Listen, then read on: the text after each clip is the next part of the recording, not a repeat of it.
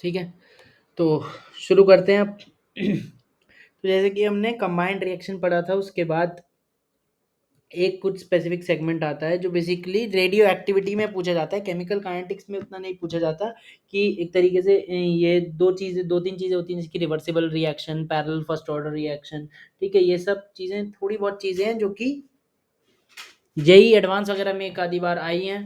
ठीक है, मेंस में भी शायद आ जाए, नीट में इसका हो सकता है बेसिक वर्जन आ जाए, वो भी रेडियो एक्टिविटी में से। ठीक है, और क्वेश्चन इस पे जब भी आया रेडियो एक्टिविटी का ही आया है, लेकिन कॉन्सेप्ट यही है क्योंकि हमें पता है कि सारे रेडियो एक्टिविटी के क्या फर्स्ट ऑर्डर काइनेटिक्स को फॉलो करते हैं।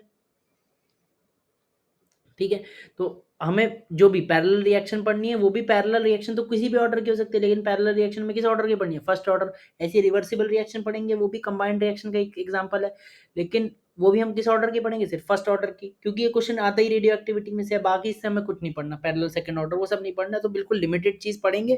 ठीक है, लिमिटेड चीज पढ़ के हम अपनी चीज इसको खत्म करेंगे, क्योंकि ये थोड़ा सा टफ टॉपिक है और टफ भी लगेगा। नीट वाले बच्चे चाहो तो स्किप भी कर सकते हो, वरना एक बार सुन लो, लिख लो, और जब क्वेश्चन आए तो फिर उसको कर लेना। जब कभी टेस्ट वगैरह में क्वेश्चन आया, अगर मान लो इसको थोड़ा ध्यान नहीं दिया, तो तब पढ़ के तब लिख देना, नोट्स में होगा तो पता रहेगा। ठीक है, तो ये बात हो गई इसकी इंपॉर्टेंस की। तो बहुत इंपॉर्टेंट लेक्चर नहीं एग्जाम पॉइंट ऑफ व्यू से, लेकिन हाँ, सब चीज़ कवर करनी है तो कर रहे हैं। ठीक है, तो पैरेलल रिएक्शन पहली बात तो क्या होती है? साइमल्टेनियसली रनिंग ऐसी रिएक्शन जो एक साथ हो रही हैं। ठीक है, साइमल्टेनियसली रनिंग मल्टीपल रिएक्शन। और पैरेलल फर्स्ट ऑर्डर रिएक्शन की बात कर रहे हैं तो simultaneously running multiple first order reaction. ठीक है, हैविंग सेम रिएक्टेंट, ये पैरेलल रिएक्शन की खास बात होती है कि उनमें रिएक्टेंट तो सेम होता है और डिफरेंट प्रोडक्ट होता है, बट डिफरेंट प्रोडक्ट। ठीक है, आज का लेक्चर फिर से बोल रहा हूँ, थोड़ा टफ लग सकता है, तो परेशान होने की बात नहीं है। तो क्या पैरेलल रिएक्शन मतलब दो, मान लो दो या दो से ज़्यादा मल्टीपल रिएक्शन हो रही होंगी, तो एक बार हैविंग सेम रिएक्टेंट, तो ए रिएक्टेंट कॉमन हो गया, ए से बन रहा है बी, सपोज ए से बन रहा है सी, इससे ज़्यादा भी हो सकती है, एक और रिएक्शन ले सकते हैं, ए से बन रहा है डी। ठीक है, तो मान लें दो हो रही है।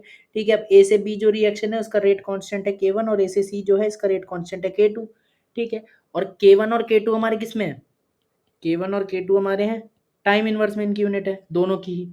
ठीक है, अगर दोनों की यूनिट ही टाइम इनवर्स में है तो दोनों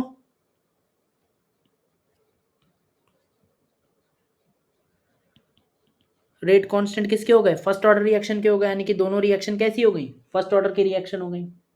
ठीक है, तो अब तो इसको देखें हम इसको सॉल्व कैसे करेंगे। तो basically T equal to zero, हमें पता है टी इक्वल टू जीरो पे अभी तक हम कैसे कर रहे थे? फर्स्ट ऑर्डर सॉल्व कर रहे थे, टी इक्वल टू जीरो पे क्या मानते थे? ए नॉट मानते थे, कैपिटल ए नॉट, और स्मॉल डिनोशन में कितना मानते थे? ए मानते थे, तो ए इक्वल टू 80 इस टाइप से होता था। ठीक है, और क्या करते थे फिर? ए में से एक्स तोड़ लेते थे कि एक्स कंज्यूम हो गया, अगर स्मॉल ए सॉरी ये 80 नहीं, ए नॉट। ठीक है, टी इक्वल टू जीरो पे कितना? स्मॉल ए या फिर कैपिटल ए नॉट। ठीक है, अब क्या करते थे? टी इक्वल टू टी में से ए में से या तो एक्स कंज्यूम हो गया, या फिर हम बोलते थे कि 80 बच गया। ठीक है, तो टी इक्वल टू टी पे हम क्या लिखते थे कि ए माइनस एक्स बचा, या फिर अगर एक्स कंज्यूम हुआ, या फिर कितना बचा? 80 बचा कैपिटल डिनोशन में। इस तरीके से करते थे। लेकिन वो तब था जब एक रिएक्शन है। अब यहाँ पे दो अलग अलग रिएक्शन है, तो दो अलग अलग रिएक्शन है, तो हर रिएक्शन के लिए अलग अलग अमाउंट कंज्यूम होगा। अगर हम इसको ऐसे लिख देते हैं कि टी इक्वल टू टी पे ए माइनस एक्स, तो हमें नहीं पता कि एक्स तो टोटल कंज्यूम हुआ, लेकिन उसमें से कितना पोर्शन पहली रिएक्शन में कंज्यूम हुआ और कितना पोर्शन दूसरी रिएक्शन में कंज्यूम हुआ, वो उससे बताने में दिक्कत होगी। तो अगर बताने में दिक्कत हो रही है तो हम सिंपली क्या कर लें? अलग अलग मान लें। ठीक है, अलग अलग कंज्यूम अमाउंट मान लें हर रिएक्शन के लिए। तो कैसे करेंगे वो? हम मानेंगे सपोज x1 तो कंज्यूम हुआ किसमें? पहली वाली रिएक्शन में, और x2 कंज्यूम हुआ किसमें? दूसरी वाली रिएक्शन में। ठीक है, और इसको हम क्या मानेंगे? इसको वही अपने टी इक्वल टू टी पे क्या मानेंगे? जैसे कि मानते क्या थे अब तक? ए माइनस एक्स, यानी कि टोटल कितना कंज्यूम हो गया? एक्स कंज्यूम हो गया, और इसको हमने कितना मान लिया? ए माइनस एक्स को 80, जैसे हम पहले मानते थे। बस अब यहाँ पे एक नई चीज क्या हो जाएगी कि x किसके बराबर हो जाएगा? x1 प्लस एक्स टू के।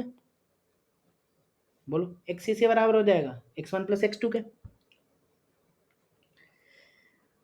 तो x जो है हमारा x1 प्लस एक्स टू के बराबर हो जाएगा।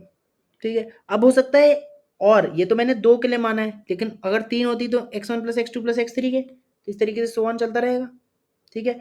और यहाँ भी कैसे होता फिर कि आपका माइनस x1 करा, ठीक है, माइनस x2 करा, अगर और रिएक्शन होती, 3 रिएक्शन होती, 4 होती, तो आप उसी तरीके से करते जाते एंड सो ऑन।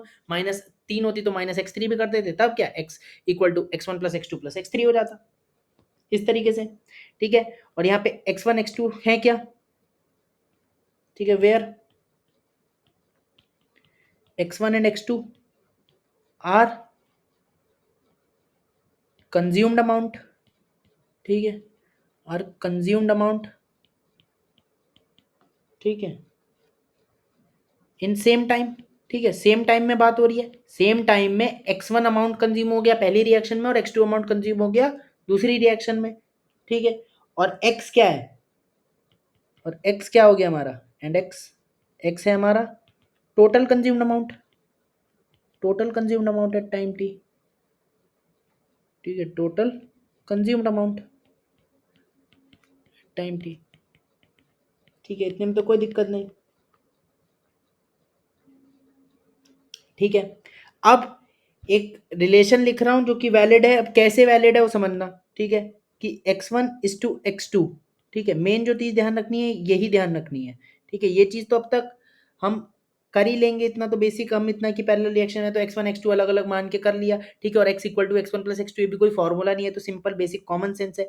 अब ये चीज जो है ये मेन चीज है यहाँ के लिए, कि आपका x1:x2, और सपोज इसी तरीके से सोन अगर 3 होती तो x3 भी आ जाता, किसके बराबर होगा, उनका जो रेशियो है इंडिविजुअल कंज्यूम्ड अमाउंट का, वो इंडिविजुअल रिएक्शन के रेट कांस्टेंट के रेशियो के बराबर होगा, ठीक है। अब कैसे, ये बात समझने वाली है, ठीक है। अब कैसे समझने वाली है, देखो, अगर सपोज पहली रिएक्शन थी, दोनों फर्स्ट ऑर्डर है, ठीक है, पहली बात तो सारी रिएक्शन फर्स्ट ऑर्डर है, तो पहली रिएक्शन भी अगर फर्स्ट ऑर्डर है दूसरी रिएक्शन भी फर्स्ट ऑर्डर है, तो पहली रिएक्शन का रेट अगर सपोज R1 है, दूसरी रिएक्शन का रेट R2 है, तो R1 किसके प्रोपोर्शनल, R1 हमारा क्या होगा K1 into concentration of A, और R2 क्या होगा K2 इंटू कंसेंट्रेशन ऑफ ए, इसकी पार में 1 ही होंगे दोनों में, क्योंकि फर्स्ट ऑर्डर है, ठीक है। तो हम कह सकते हैं कि रेट किसके प्रोपोर्शनल है, rate is proportional to rate constant, ठीक है।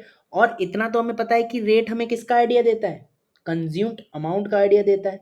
अगर सेम टाइम में मैं बात करूं तो जिस रिएक्शन का रेट ज्यादा उसका ज्यादा अमाउंट भी कंज्यूम हुआ होगा, ठीक है, यही तो बात है कि अगर रिएक्शन का रेट ज्यादा है मतलब ज्यादा प्रोडक्ट में कन्वर्ट हो रहा है, मतलब ज्यादा प्रोडक्ट में कन्वर्ट कब होगा, जब ज्यादा अमाउंट कंज्यूम होगा, सिंपल। तो रिएक्शन का रेट हमें कंज्यूम्ड अमाउंट का भी आइडिया देता है, तो किसी रिएक्शन का रेट ज्यादा तो कंज्यूम्ड अमाउंट भी ज्यादा, ठीक है। और यानी कि हमें अगर कंज्यूम्ड अमाउंट में बोलूँ तो consumed amount is directly proportional to rate, ठीक है। यहाँ से क्या निकला, यहाँ से हमें एक बात निकली कि रेट प्रोपोर्शनल है रेट कांस्टेंट के, और हमें इतना बात समझ आएगी कंज्यूम्ड अमाउंट, अभी जो मैंने एग्जांपल दिया उससे consumed amount is directly proportional to rate, और रेट किसके प्रोपोर्शनल है, रेट कांस्टेंट के। तो सिंपली हम कह सकते हैं ना कि कंज्यूम्ड अमाउंट हमारा किसके प्रोपोर्शनल हो गया, रेट कांस्टेंट के प्रोपोर्शनल हो गया, ठीक है। और कंज्यूम्ड अमाउंट क्या है, x1 x2 इंडिविजुअल के, तो इंडिविजुअल रिएक्शन के रेट कांस्टेंट के प्रोपोर्शनल होगा। ये बात बताओ समझ आई कि नहीं आई, जल्दी रिस्पॉन्स फटाफट।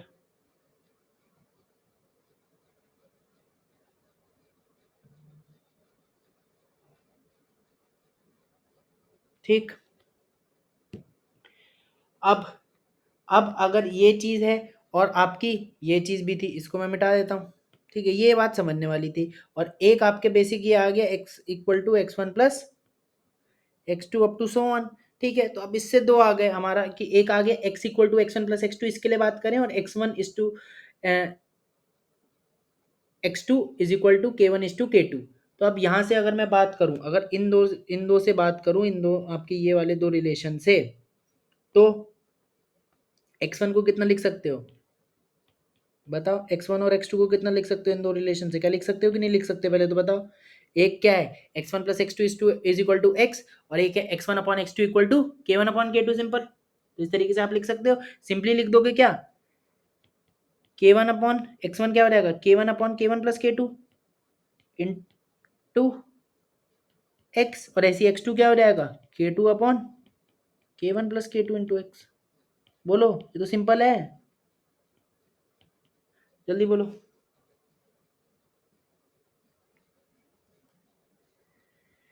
ठीक है, इन दो रिलेशन को लिखा है, बस x1 x2 निकाला है इसमें से यार, सिंपली। ये तो सिंपली लिख देते हैं ना।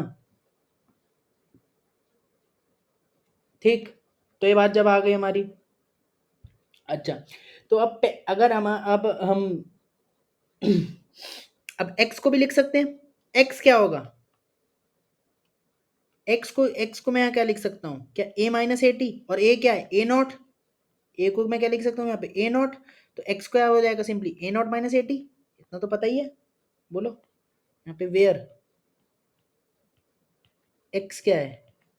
a naught minus A T. बताओ। ठीक है। अच्छा, अगर ये मल्टीपल होती तो अपॉन में क्या, प्लस की जगह कई सारा हो जाता, जितने भी होते आप उतने कर लेते हैं। तो जनरल अगर मैं लिख रहा हूँ तो इस तरीके से लिख देता हूँ, जैसे अब तक सब जनरल ही लिखा है। ठीक है, तो उस तरीके से होता।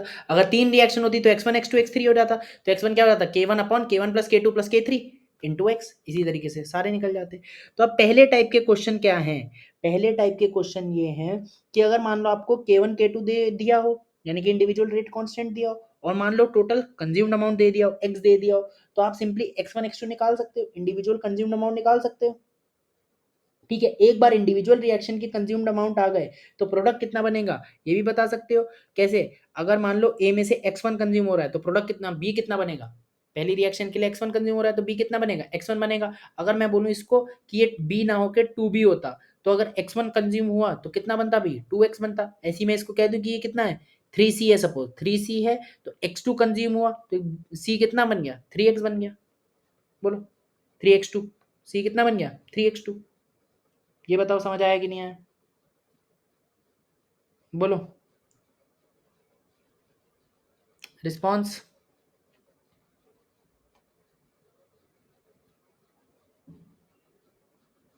ठीक है, स्टोइकोमेट्री से बता सकते हो अगर x1 x2 आ गए तो प्रोडक्ट कितना बनेगा। ठीक है, दूसरे टाइप के क्वेश्चन में क्या होता है?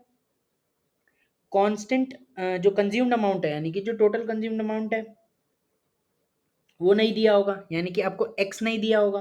ठीक है, और अगर आपको x नहीं दिया होगा तो आपको क्या दिया होगा? बेसिकली ए नॉट तो दिया होगा आपको, इनिशियल में कितना लिया था वो तो दिएगा, वो तो पक्का देगा। और या फिर क्या दे सकता है? या फिर या तो ए नॉट और ए टी दे देगा, या तो ए नॉट और ए टी दे देगा, तो आप उससे एक्स निकाल लोगे। ठीक है, ठीक है। और ए टी हम कैसे निकाल सकते हैं? इंटीग्रेटेड रेट लॉ पता होना चाहिए हमें। ठीक है, और इंटीग्रेटेड रेट लॉ तो हमें इसका पता ही है। ठीक है, फर्स्ट ऑर्डर रिएक्शन है लेकिन पैरेलल फर्स्ट ऑर्डर रिएक्शन है, तो होगा तो फर्स्ट ऑर्डर की तरह ही, लेकिन कुछ कुछ अलग होगा। इतनी बात हमें समझ में आनी चाहिए। देखो, दूसरे टाइप के क्वेश्चन में क्या है, हमें कंज्यूम्ड अमाउंट नहीं दिया, एक्स नहीं दिया। ठीक है, तो ए नॉट तो पक्का दिया होगा। ठीक है, या फिर ए टी दिया होगा, मतलब ए नॉट या ए टी दिया होगा आपको, इन दोनों में से एक तो पक्का दिया होगा, दूसरा निकालना होगा। दूसरा निकाल के आपको एक्स निकालना होगा बेसिकली, और फिर एक्स निकाल के आपको पहले वाला चीज यही x1 x2 कितने होंगे निकालने पड़ेंगे। रेट कांस्टेंट आपको देगा जरूर वो। ठीक है, और अगर हमें ये पता करना है कि हमें ए नॉट एटी में से एक दिया हो और दूसरा निकालना हो, तो इसके बीच में हमारा इंटीग्रेटेड रेट लॉ पता होना चाहिए, क्योंकि यही तो रिलेशन होता है एटी और ए नॉट में, इंटीग्रेटेड रेट लॉ से ही रिलेशन निकलता है। और आइडिया लग रहा है कि फर्स्ट ऑर्डर टाइप ही होगा कुछ कुछ, लेकिन थोड़ा सा अलग होगा, वो कैसे अलग होगा ये देखते हैं। और इंटीग्रेटेड रेट लॉ निकालने का क्या तरीका था? पहले डिफरेंशियल रेट लॉ लिख दो। तो लिखते हैं डिफरेंशियल रेट लॉ। ठीक है, बहुत सिंपल है ये वाली चीज़, ये वाला जो एस्पेक्ट है बहुत सिंपल है। ठीक है, जैसे हमने डिफरेंशियल रेट लॉ क्या होगा आपका, अगर मैं बात करूँ minus D A by D T net. बताओ, कंबाइंड रिएक्शन पढ़ी है तो मेरे को बताओ minus D A by D T net कितना होगा इन दोनों रिएक्शन में, अगर इंडिविजुअल रिएक्शन का रेट मैं R1 R2 बोल दूं। बताओ, minus D A by D T बताओ नेट, अगर मैं इंडिविजुअल रिएक्शन का रेट क्या बोल दूं? R1 और R2। बताओ, रिस्पॉन्स करो, ये तो कंबाइंड रिएक्शन का क्वेश्चन है, ये क्वेश्चन तो आएगा। बोलो।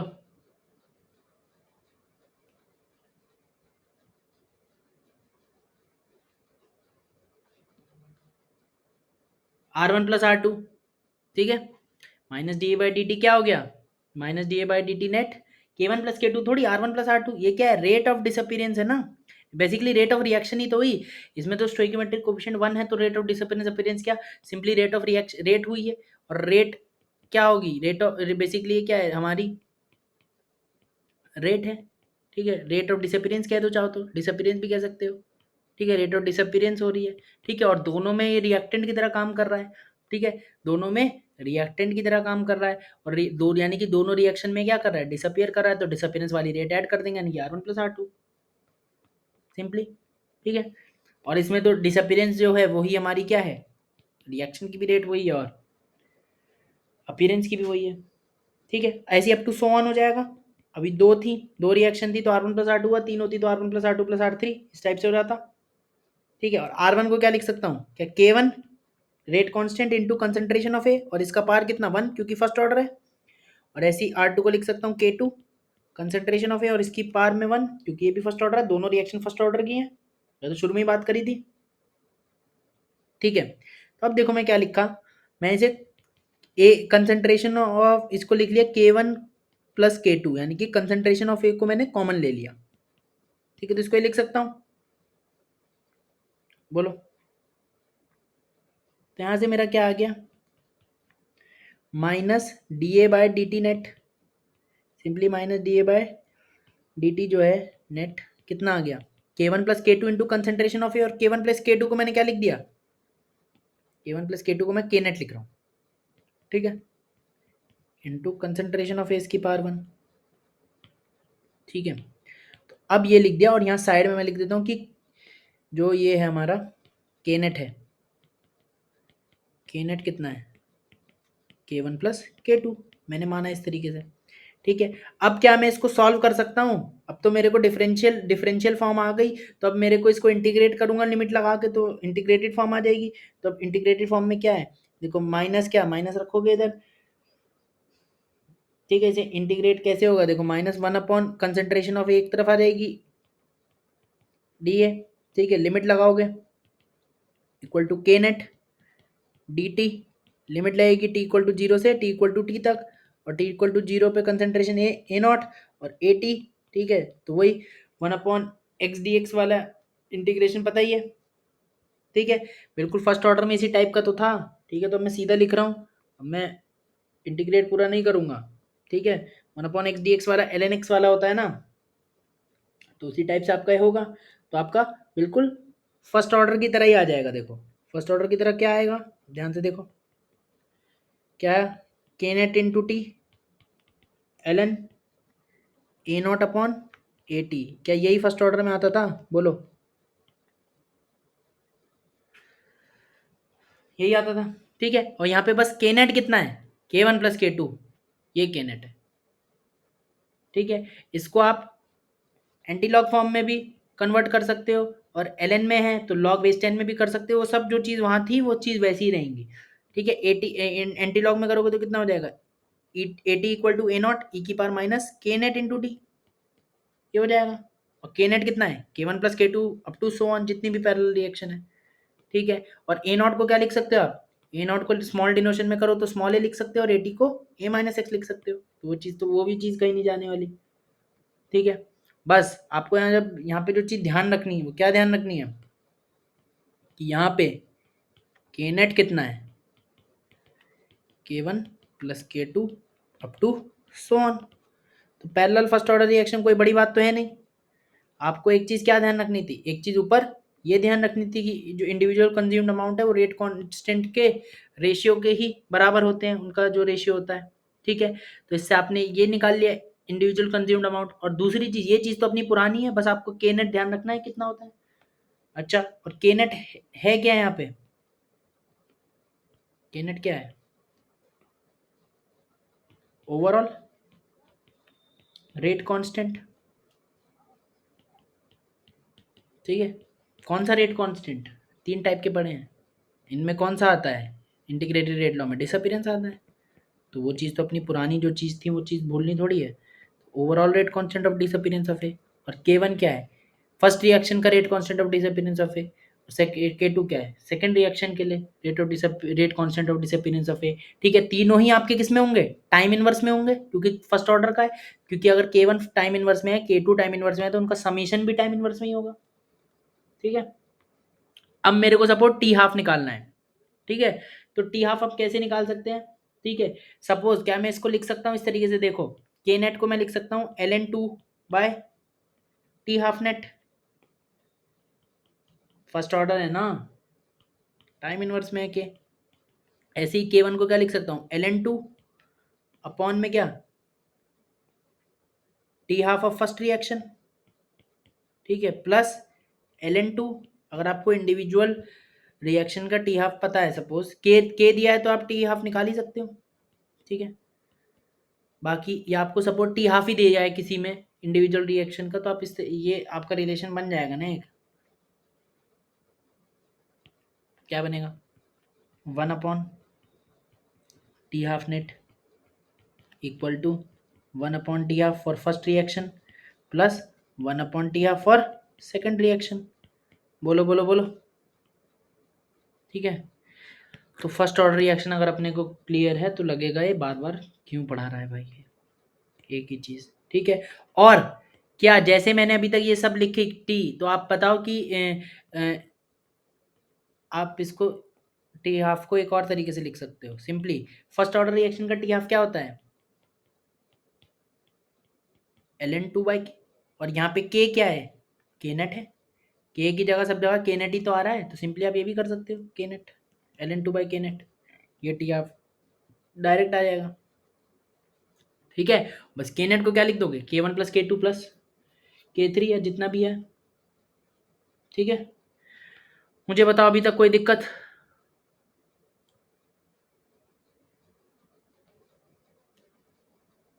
बोलो, कोई दिक्कत।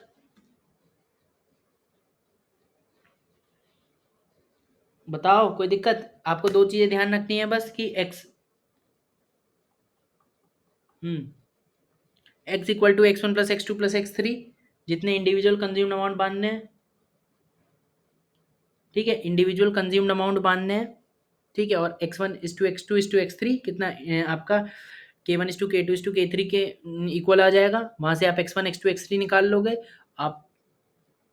ठीक है, तो देखो कंफ्यूज मत हो, सिंपली यही है कि आपने इंडिविजुअल कंज्यूम्ड अमाउंट माना, इंडिविजुअल कंज्यूम्ड अमाउंट माना, और अगर आपको x1 आपको मान लो सपोज x दिया है, टोटल कंज्यूम्ड अमाउंट दिया है, और आपको क्या दिया है, K1 K2 दिया है, तो आप इस तरीके से आप क्या निकाल लोगे, इंडिविजुअल कंज्यूम्ड अमाउंट निकाल लोगे। इंडिविजुअल कंज्यूम्ड अमाउंट निकाल लोगे तो फिर आप बता दोगे कि प्रोडक्ट्स कितने बने। ठीक है, वो सब आप एनालिसिस कर दोगे। अच्छा, अब आपको यहाँ अगर ए नॉट या ए टी में से एक चीज दी है, तो आप क्या, आप इंटीग्रेटेड रेट लॉ लगा लोगे। ए टी कितना होता है, ए नॉट ई की power minus K net into T, और के नेट कितना है, के नेट है इंडिविजुअल रेट कांस्टेंट का समीशन। ठीक है, तो इससे फिर आप क्या, अगर ए नॉट ए टी एक पता है तो आप इंटीग्रेटेड रेट लॉ लगा के एक्स निकाल लोगे। ठीक है, एक्स निकाल दोगे, फिर आप यही चीज कर दोगे।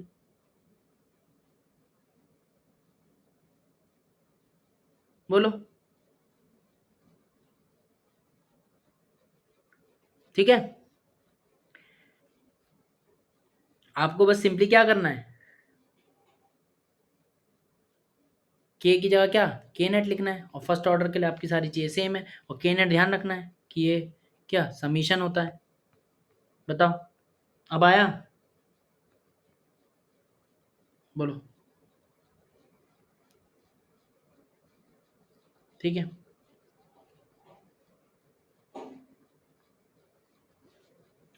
अब मान लो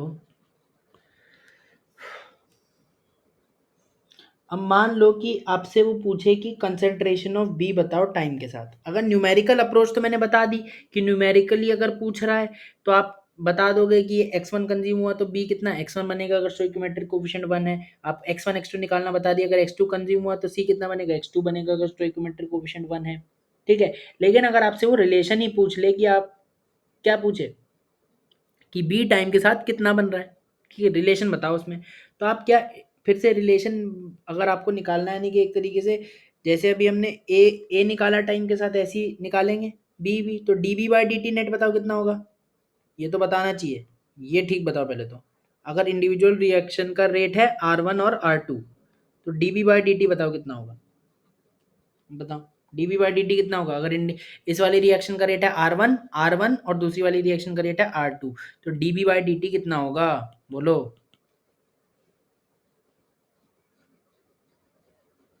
बोलो जल्दी।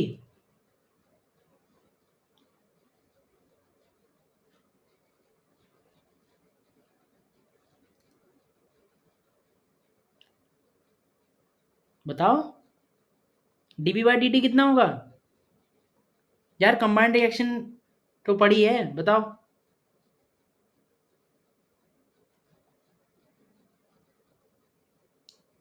dB/dt कितना होगा यार,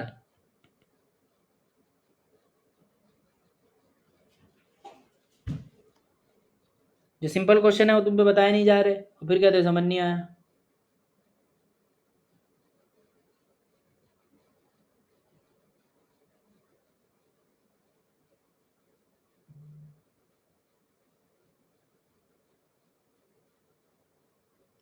dB/dt कितना हुआ अगर मैंने पहली रिएक्शन का रेट बोला R1 और दूसरी रिएक्शन का रेट बोला R2, ठीक है। पहली बताओ के टर्म में क्यों लिख रहे हो जब मैं R1 R2 बोल रहा हूँ, रेट रेट dB/dt है क्या, रेट ऑफ अपीयरेंस है बी का, और रेट ऑफ अपीयरेंस बी कितने रिएक्शन में इन्वॉल्व है, एक रिएक्शन में इन्वॉल्व है, तो R2 से तो मतलब ही नहीं। आपका सिंपली क्या हो जाएगा, पहली रिएक्शन में क्या है, पहली रिएक्शन में अपीयर हो रहा है, ठीक है, तो इसी रिएक्शन में अपीयर हो रहा है तो इसी का R1 ही तो हो जाएगा। dB/dt क्या है, रेट ऑफ रिएक्शन ही तो है। अगर रेट कांस्टेंट 1 है तो ये रेट ऑफ रिएक्शन भी तो हुआ, और रेट कितना है R1 है, तो R1 के बराबर ही तो होगा। ये ऐसे क्वेश्चन तो कर चुके हैं, जो चीज़ कर चुके हैं उसे हर हर चीज़ में रिवाइज थोड़ी कराता रहूँगा बार बार, हर लेक्चर में पुराना रिकैप, ठीक है, फिर वो लोग आएगा नहीं, ठीक है। R1 क्या ले हो जाएगा, R1 क्या लिख सकते हैं, क्या K1 into A, concentration of A, और इसकी पावर में 1 क्योंकि फर्स्ट ऑर्डर है, ठीक है। अब क्या करना है, इंटीग्रेट करना है बस, ठीक है। कैसे इंटीग्रेट करेंगे, ठीक है, इंटीग्रेट ऐसे करेंगे कि आपको एक ही कंसंट्रेशन तो आपको टाइम के टी के साथ पता है ना, देखो कंसंट्रेशन ऑफ ए आपको पता है टाइम के टी के साथ, तो आप इसको एक कंसंट्रेशन ऑफ ए को क्या लिख दोगे, ए नॉट ई की power minus K net into T, बोलो। और ये dB/dt नेट dt है इधर ही तो, ठीक है। तो बस आपको लिमिट लगा के इंटीग्रेट करना है, कुछ नहीं है, ठीक है। इधर क्या रहा, dB रहा, ठीक है, ठीक है। इधर क्या, देखो K1 A नॉट ये तो कॉमन है, टाइम के साथ तो वेरी नहीं कर रहा है, ठीक है। और क्या ई की power minus K net into T D T, T equal to zero से टी इक्वल टू टी, ठीक है। जब टी इक्वल टू जीरो था तब बी कितना था, जीरो था, और टी इक्वल टू टी पे बी सपोज मान लिया बी टी, ठीक है। तो डी बी का इंटीग्रेशन क्या हो गया, concentration of B, concentration of B, ठीक है। लिमिट क्या, अपर लिमिट बी टी और लोअर लिमिट जीरो, ठीक है। K1 A नॉट तो ऐसी रहा, ठीक है। अब ई की power minus K net T है, तो इंटीग्रेट करेंगे तो डिवाइड में क्या आ जाएगा, माइनस के नेट आ जाएगा, ठीक है। और ये कैसा रहेगा, ऐसे ही रहेगा, ई की power minus K net into T, ठीक है। Upper limit T, lower limit zero, ठीक है। अब ये नेगेटिव है तो आप इस नेगेटिव को, अगर नेगेटिव को हटाना है तो इस लिमिट को पलट देंगे, ये जीरो टी हो जाएगा, ठीक है। और इधर तो क्या हो जाएगा, इधर तो आपका हो जाएगा बी टी माइनस जीरो, यानी कि बी टी हो जाएगा simply, equal to K1 A not upon K T, K net sorry K1 A not upon K net, और के नेट तो अपना वही है K1 प्लस K2 वगैरह, तो उसको वो तो ध्यान ही रखना है अपने को, ठीक है। अब इसके मैंने लिमिट माइनस हटाना है तो ऊपर जीरो मान लेंगे, नीचे टी मान लेंगे, तो इसको फिर सॉल्व कर दो, सिंपली माइनस करना है आपको, तो कितना आ जाएगा, ई की पावर जीरो होगा तो 1 आ जाएगा, माइनस टी रखना है बस, ई की power minus K net into T, क्या दिक्कत है इसमें, ठीक है। ध्यान नहीं रखना है, ये चीज़ ध्यान नहीं रखनी है, ये चीज़ निकाल लेनी है अपने को, ठीक है। ध्यान क्यों नहीं रखनी, क्योंकि इससे अपने क्वेश्चन सारे के सही नहीं होंगे, ठीक है।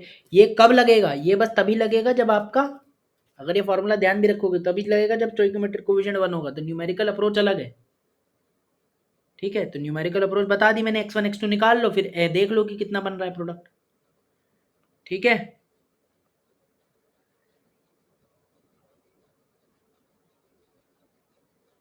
ठीक है, तो अगर मैं अब समराइज करूं तो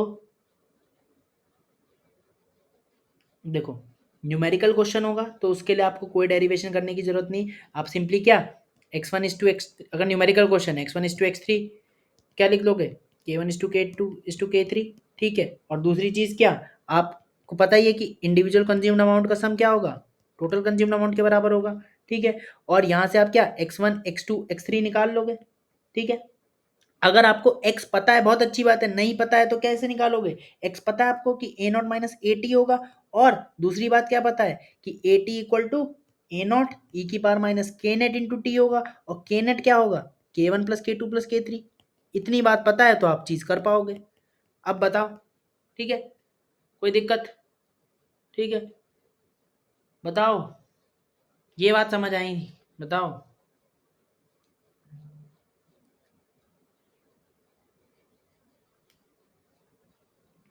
ठीक, ये बात समझ आई तो ठीक है। अभी क्वेश्चन कर लेते हैं, आइडिया अपने को लग जाएगा किस तरीके से, एक आधा क्वेश्चन करके देख लेते हैं, ठीक है।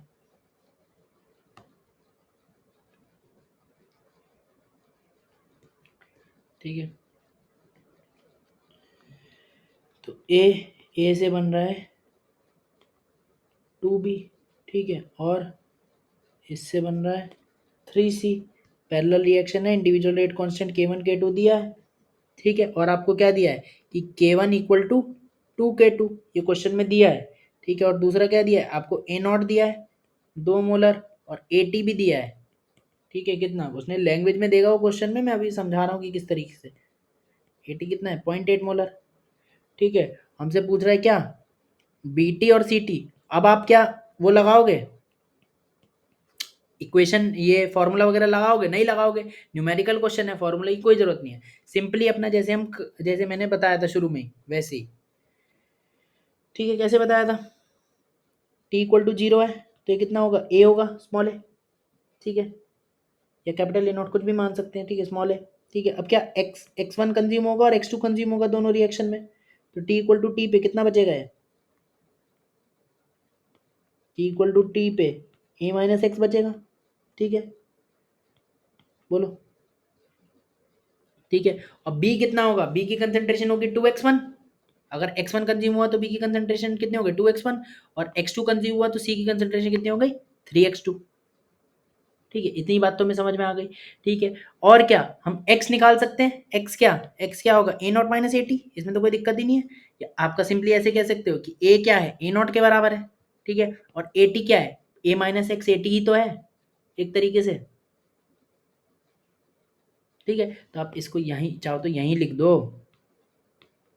ठीक है, कंफ्यूज मत हो, ठीक है। ए क्या है, 2 मोलर हो गया, ठीक है, ए माइनस एक्स क्या हो गया 0.8 हो गया, ठीक है। ए को यहाँ 2 डाल दो तो यहाँ से क्या 2 माइनस एक्स हो जाएगा, 2 माइनस एक्स इक्वल टू 0.8, ठीक है। तो एक्स कितना आ गया 1.2 आ गया, ठीक है। तो एक्स अगर आपका 1.2 आ गया, 1.2 मोलर, ठीक है। अब एक्स आ गया तो अब आप x1 x2 निकाल सकते हो ना, एक बार एक्स आ गया तो वही निकाल लिया। x1 इज टू x2 आपका किसके बराबर होगा, k1 इज टू k2 के, ठीक है। और दूसरी बात क्या पता है, x1 plus X two plus equal to X है, तो आपका सिंपली यहीं से, ठीक है, x1 कितना होगा k1 upon k2, k1 upon k1 plus k2 into x, ठीक है, बोलो। और ऐसी x2 कितना हो जाएगा, k2 upon k1 plus k2 into x, ठीक है। अब मेरे को क्या बतानी है, बी की कंसेंट्रेशन बतानी है टाइम के साथ, तो बी की कंसेंट्रेशन टाइम के साथ कितनी होगी 2x1, ठीक है। यहाँ एक 2x1 डाल दो, ठीक है। अब मुझको क्या पता है k1 2k2 है, तो k1 को यहाँ 2k2 डाल दोगे, 2k2 डाल दोगे तो कितना हो जाएगा 2/3 हो जाएगा, ठीक है। तो 2 इंटू x1 कितना हो गया 2/3, इसकी वैल्यू कितनी आ गई, k1 को 2k2 डाल के 2/3 इंटू एक्स, और x कितना है हमने निकाला 1.2 है, ठीक है। तो इसे सॉल्व करेंगे तो कितना आ जाएगा, 1.6 मोलर आ जाएगा। ठीक है, ऐसी सी की कंसेंट्रेशन टाइम के साथ कितनी होगी, अगर ये x2 कंज्यूम हुआ है तो 3x2 हो गई, 3x2 हो गई। अब 3x2, ठीक है, K1 को फिर क्या डाल दोगे, 2K2 डाल दोगे, कितना हो जाएगा, 1/3 हो जाएगा, 1/3 इंटू एक्स, एक्स अपना 1.2 है। ठीक है, तो कितना आ गया, 1.2 ही आ गया। बोलो, टेल मी इस क्वेश्चन में कुछ दिक्कत हो तो बोलो, बोलो।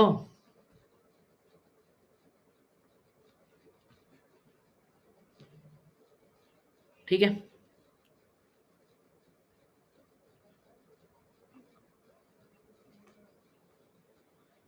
एक और करें, अपने को क्लैरिटी आएगी। इसका थोड़ा उल्टा करते हैं, इसका थोड़ा सा उल्टा करते हैं क्वेश्चन, इसी टाइप का क्वेश्चन है। ठीक है, ए से, देखो चीज़ वही है, बस अब कॉन्सेप्ट हो चुका है। ए से 2 भी बन रहा है और बी से चलो सी बन रहा है। ठीक है, इसका K1 है, इसका है K2 रेट कांस्टेंट। ठीक है, आपको ए नॉट दिया है 0.1 मोलर। ठीक है, आपसे कह रहा है कि अगर ए टी किसी भी टाइम टी पे ए टी और बी टी बराबर है, ठीक है, और उसकी वैल्यू भी दी है सपोज 0.05 मोलर। ठीक है, तो मेरे को बता दो K1/K2 कितना होगा। ठीक है, तो करो ट्राई, कैसे होगा। वही टी इक्वल टू 0 पे कितना है, 0.1 मोलर है। ठीक है, टी इक्वल टू 0 पे कितना है, 0.1 मोलर है। इसमें से क्या x1 कंज्यूम होगा और x2 कंज्यूम होगा, तो टी इक्वल टू टी पे कितना हो जाएगा, 0.1 माइनस एक्स। ठीक है, और टी इक्वल टू टी पे, यानी कि ए की कंसेंट्रेशन हमें दी है 0.05, तो ये किसके बराबर होगा, 0.05 के। ठीक है, तो यहाँ से x कितना आ गया, 0.05 आ गया। ठीक है, अब x आ गया एक बार तो कोई दिक्कत ही नहीं। अब तो हमें क्या पता है, वही। ठीक है, x1:x2 कितना होगा, K1:K2 के बराबर होगा। ठीक है, और x1 + x2 किसके बराबर है, x के बराबर है। तो यहाँ से आप x1 लिख सकते हो ना, x1 क्या लिख दोगे, K1 + K2। ठीक है, इंटू x हो जाएगा। ठीक है, और आपको क्या b की कंसेंट्रेशन दी है एट टाइम t, जो कि किसके बराबर होगी, 2x1 के। अगर x1 कंज्यूम हुआ है तो कितना b बनेगा, 2x1, तो उसकी कंसेंट्रेशन कितनी हो जाएगी, 2x1, तो 2x1। ठीक है, और b की कंसेंट्रेशन है कितनी, 0.05, इसको बराबर करो 2x1 के। ठीक है, x1 कितना है, K1 + K2। ठीक है, इंटू x आ गया अपना 0.05। ठीक है, तो इसे सॉल्व करो, सॉल्व करो तो कितना हो जाएगा, K1 + K2 2K1 हो जाएगा, यानी कि सिंपली K1 बराबर कितना आ जाएगा, K2 आ जाएगा, यानी कि K1/K2 कितना आ जाएगा, 1 आ जाएगा, या K2/K1, जो भी पूछा है, आंसर तो बनी है। ठीक है, तो K1/K2 ही पूछा है, 1 आ जाएगा। बोलो, क्या अप्रोच तो वही थी, बोलो।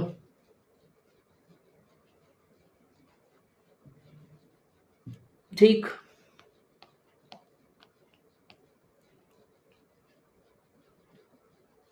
ठीक है, तो अभी 2 रिएक्शन वाला है, 3 रिएक्शन वाला होगा तो इसी तरीके से हो जाएगा। उसमें x1:x3 भी आ जाएगा, K1:K2:K3 भी आ जाएगा, x1 + x2 + x3 भी आ जाएगा, इक्वल टू x हो जाएगा। यहाँ पे K3 और आ जाता, बस इसी तरीके से होती चीज़ें। ठीक है, ये क्वेश्चन देखते हैं, 3 वाला है, कोई बड़ी बात नहीं है।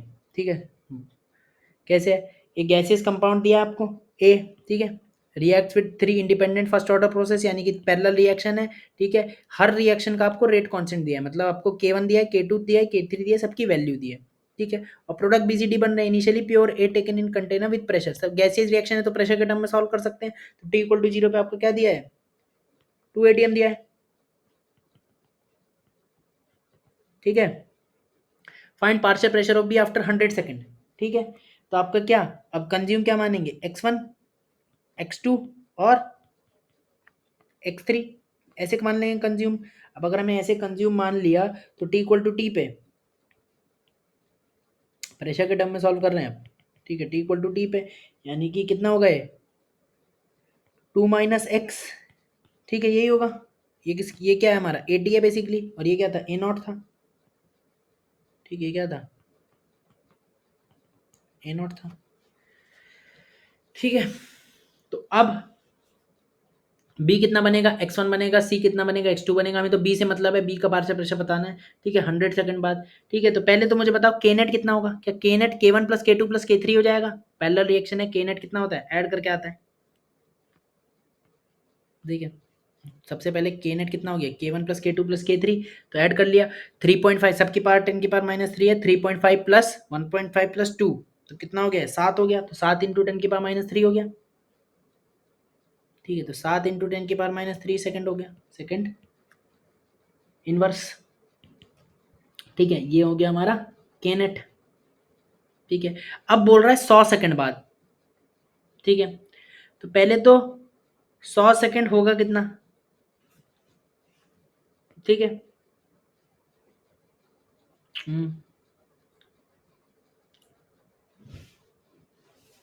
100 सेकंड हमको बोल रहा है अगर, तो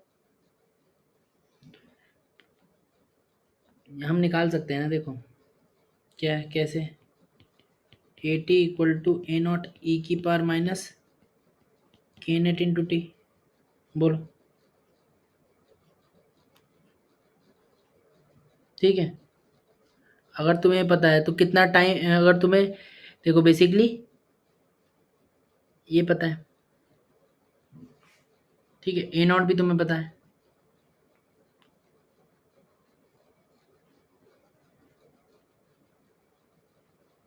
बेसिकली एल एन टू की भी वैल्यू दी है, एल एन टू की भी अगर वैल्यू दी है तो, अरे तो ऐसे सोच सकते हो ना। हम बताओ कि ये टाइम कितना, देखो फर्स्ट ऑर्डर अगर हमारी रिएक्शन है, एल एन टू की भी वैल्यू दी है, तो अगर मेरे को बताओ कि टी हाफ कितना होगा इसका।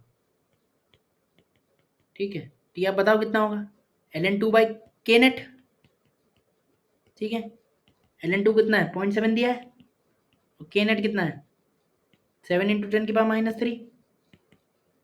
ठीक है, तो क्या 100 सेकंड आ रहा है, तो टी हाफ कितना है, 100 सेकंड। तो 100 सेकंड हमारा क्या है, कुछ नहीं है, टी हाफ है। टी हाफ है, अगर टी हाफ है तो कितना कंज्यूम हुआ होगा, आधा कंज्यूम हुआ होगा। यानी कि 2 ATM था तो 1 ATM कंज्यूम हुआ होगा, तो एक्स की वैल्यू कितनी हो जाएगी सिंपली, अगर टी हाफ है 100 सेकंड बाद, टी इक्वल टू टी क्या, बेसिकली टी हमारा कौन सा है, 100 सेकंड पे बताना है हमें। ठीक है, तो एक्स कितना हो जाएगा, 2/2, यानी कि 2 का आधा, क्योंकि आधा बचेगा ना। हाफ लाइफ का मतलब यही तो होता है कि आधा कंज्यूम हो गया, तो हाफ तो 1 कंज्यूम हो गया, 1 ATM। ठीक है, तो एक्स कितना आ गया, 1 ATM आ गया। ठीक है, हमें क्या बताना है, पार्शियल प्रेशर ऑफ बी बताना है। यानी कि बेसिकली हमें पार्शियल प्रेशर ऑफ बी की बात करें तो क्या, बीटी बताना है, बेसिकली बीटी का प्रेशर। ठीक है, ठीक है, तो बीटी कितना होगा, बीटी कितना बनेगा, अगर ये x1 कंज्यूम हुआ तो कितना, x1 बनेगा। बोलो, तो बीटी किसके बराबर होगा, x1 के। x1 निकाल सकते हो, x1 कैसे निकालोगे, k1 ऐसे निकलेगा ना, k1 upon k1 plus k2 plus k3 into x. ठीक है, और आपको k1 पता है कितना है, k1 भी पता है, के नेट तुमने निकाल ही लिया, तो यानी कि k1 कितना है, 3.5 इंटू 10 की पावर -3। ठीक है, k1 हो गया है upon k1 plus k2 plus k3, जो हम निकाल चुके हैं, के नेट यानी कितना है, 7 इंटू 10 की पावर -3। ठीक है, इंटू एक्स, और x कितना है, 1, तो ये कितना आ गया, 0.5 ATM। तो इस क्वेश्चन में कुछ नहीं था, आपको इंडिविजुअल रेट कांस्टेंट दिए थे, तो आपने समीशन करके के नेट निकाल लिया। ठीक है, के नेट निकाल लिया, फिर आपको 100 सेकंड की एक बात दी थी और LN2 का हिंट दिया था, और फर्स्ट ऑर्डर रिएक्शन पता है। ठीक है, तो हमने ऐसे ही हाफ लाइफ निकाल के देखी, क्योंकि और कुछ था नहीं हमारे पास कुछ करने के लिए। ठीक है, तो गिवन डेटा से कुछ सोचा, तो LN2 बाई के नेट करके हमने हाफ लाइफ निकाली, 100 सेकंड आई, तो इसने 100 सेकंड का हिंट दिया है, तो 100 सेकंड पे प्रेशर कितना हो जाएगा, आधा हो जाएगा। तो इससे एक्स की वैल्यू है, एक्स की वैल्यू है, फिर तो अपनी नॉर्मल चीज़ है जो हमारा चल रहा है, x1 जो रेशियो वाली बातें हैं, ये वाली जो कहानी है, ये करी बस। फिर बस 3 के लिए थी, तो 3 के लिए करी, k1 plus k2 plus k3 हो रहा है नीचे। बोलो। ठीक है, और अगर तुम ये चीज़ नहीं सोच पाए, अगर ये चीज़ नहीं आई समझ में, तो आप इसको लिए क्या कर सकते हो, सिंपली एक और चीज़ भी कर सकते हो। एक और चीज़ क्या है, अगर आपको टी टी हाफ नहीं पता लगा, तो आप इसके लिए क्या कर सकते हो कि टी अगर उतने से नहीं सोच पाए तो आप बस सिंपली के नेट फर्स्ट ऑर्डर है तो पता ही है, तो K net into T L N A not upon A T तो लगा ही सकते हो। ठीक है, ये चीज तो लगा ही सकते हो। और के नेट आपको पता है, के नेट पता है कि नहीं पता है? के नेट पता है क्या? 7 × 10⁻³ यहाँ कितना लिख लोगे? 7 × 10⁻³ के नेट हमने सम करके निकाली। और टाइम कितने पे पूछ रहा है? 100 सेकंड पे। 100 सेकंड तो हमें क्वेश्चन में दिया है ना, 100 सेकंड पे, तो 100 × 100 कर लिया equal to L N. A not हमें पता है कितना है, ए नॉट चलो अभी सपोज ए नॉट मैंने क्या लिख दिया, 80/80 लिख दिया, ए नॉट अपॉन 80 होता है। ठीक है, तो ए नॉट अपॉन 80, ठीक है, ए नॉट पता है तो यहाँ से हम पर ए नॉट अपॉन 80 निकाल सकते हैं ना, 80 और ए नॉट में एक रिलेशन निकाल जाएगा। कैसे निकलेगा? ये बेसिकली क्या हो जाएगा, 0.7 हो जाएगा, 0.7 हो जाएगा तो एल एन टू हो जाएगा, एल एन टू हो गया तो 80 कितना हो गया, ए नॉट बाई टू। सिंपली 80 आप यहाँ से भी निकाल लिया, ए नॉट अब पता है 2 एटीएम, तो 2 एटीएम डाल दो तो 80 कितना आ गया, 1 एटीएम। तो वहाँ से भी 81 एटीएम आ गया, तो एक्स भी कितना आ गया, 1 आ गया, तो एक्स 1 आ गया। ऐसे भी कर लो, फिर तो वही करना, वो चीज़ तो करनी है जो हमारा रेशियो वाला तरीका है पैरेलल रिएक्शन के लिए। ठीक है, मेन है एक्स निकालना, तो हो गया एक्स निकालना, 2 तरीके से बता दिया। बताओ जल्दी, रिस्पॉन्स थोड़ा जल्दी करो।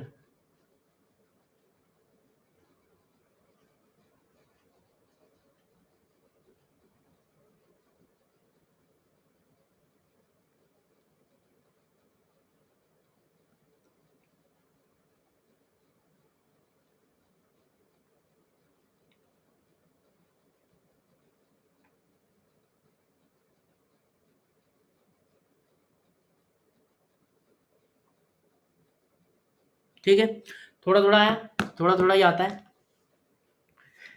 प्रैक्टिस करोगे एक बार पढ़ोगे तो आ जाएगा। ठीक है, ठीक है, कुछ कुछ आइडिया लग रहा है। ठीक है, थोड़ी टफ चीज़ है इसलिए ऐसा नहीं कि एकदम सब चीज़ आ जाएगी एकदम से, धीरे धीरे समय के साथ चीज़ें आएंगी। ठीक है, पहले ही बताया था ये चीज़ टफ है थोड़ी, हो सकता है कम भी समझ में आए, लेकिन अपने को पता लगना चाहिए कि हो क्या रहा है फिर भी।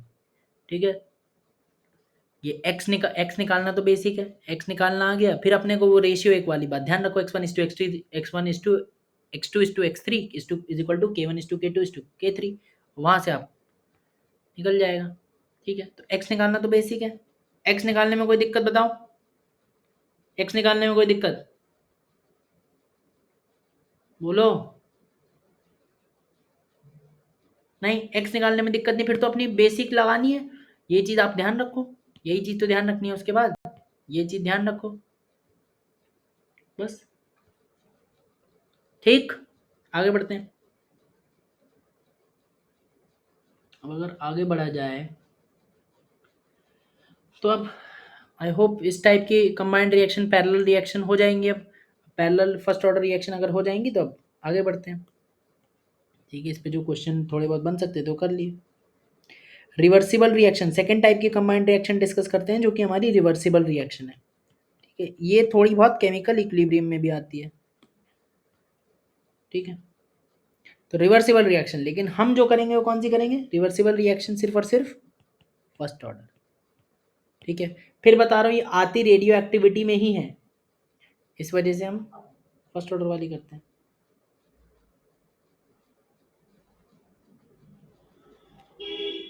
ठीक है, पहले रिवर्सिबल रिएक्शन देखते हैं कि रिवर्सिबल रिएक्शन होती क्या है, फिर हम पढ़ेंगे रिवर्सिबल रिएक्शन फर्स्ट ऑर्डर वाली।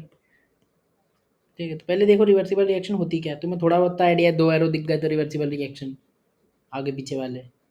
ठीक है, तो पहले उसको अच्छे से समझो कि होती क्या है। तो रिवर्सिबल रिएक्शन, ठीक है, इज अ कंबाइंड रिएक्शन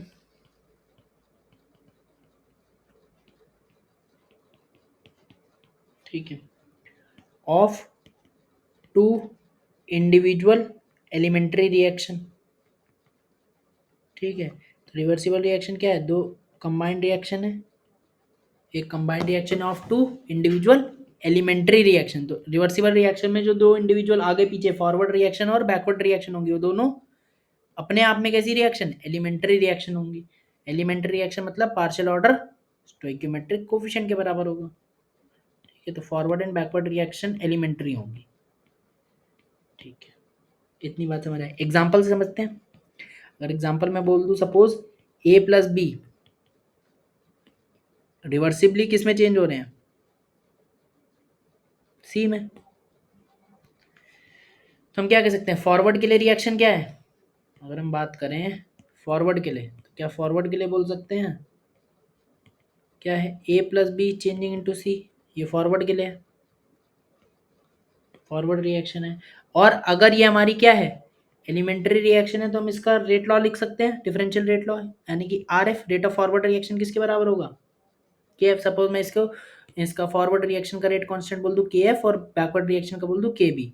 ठीक है, तो क्या हो जाएगा, आर एफ हो जाएगा के F into concentration of A, और इसका पार्शियल ऑर्डर कितना, 1, क्योंकि एलिमेंट्री है, और इंटू कंसंट्रेशन ऑफ बी, इसका पार्शियल ऑर्डर B1।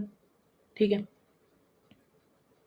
ठीक है, तो ओवरऑल किस ऑर्डर की हो गई है, ओवरऑल हो गई है सेकेंड ऑर्डर की। ठीक है, ये बात ठीक है। इतना ध्यान रखो कि रिवर्सिबल रिएक्शन में आगे पीछे दोनों रिएक्शन कैसी होती हैं, एलिमेंट्री। अभी तक तो और कुछ बात हुई नहीं है, बिल्कुल बेसिक बात चल रही है पुरानी, तो कंफ्यूज मत हो। एक एक चीज जो नई ध्यान रखनी है वो ध्यान रखो बस। ठीक है, ऐसा समझो। ठीक है, ऐसा नया हेडिंग देख के बोल दिया मैंने कि अगर थोड़ा टफ हो सकता है तो तुम टफ ही समझने लगे। इतना भी टफ थोड़ी है, टफ होता तो इतना पढ़ाता ही क्यों, तो आना ही नहीं समझ में, तो समझ में आने लायक है तभी तो पढ़ा रहा हूँ।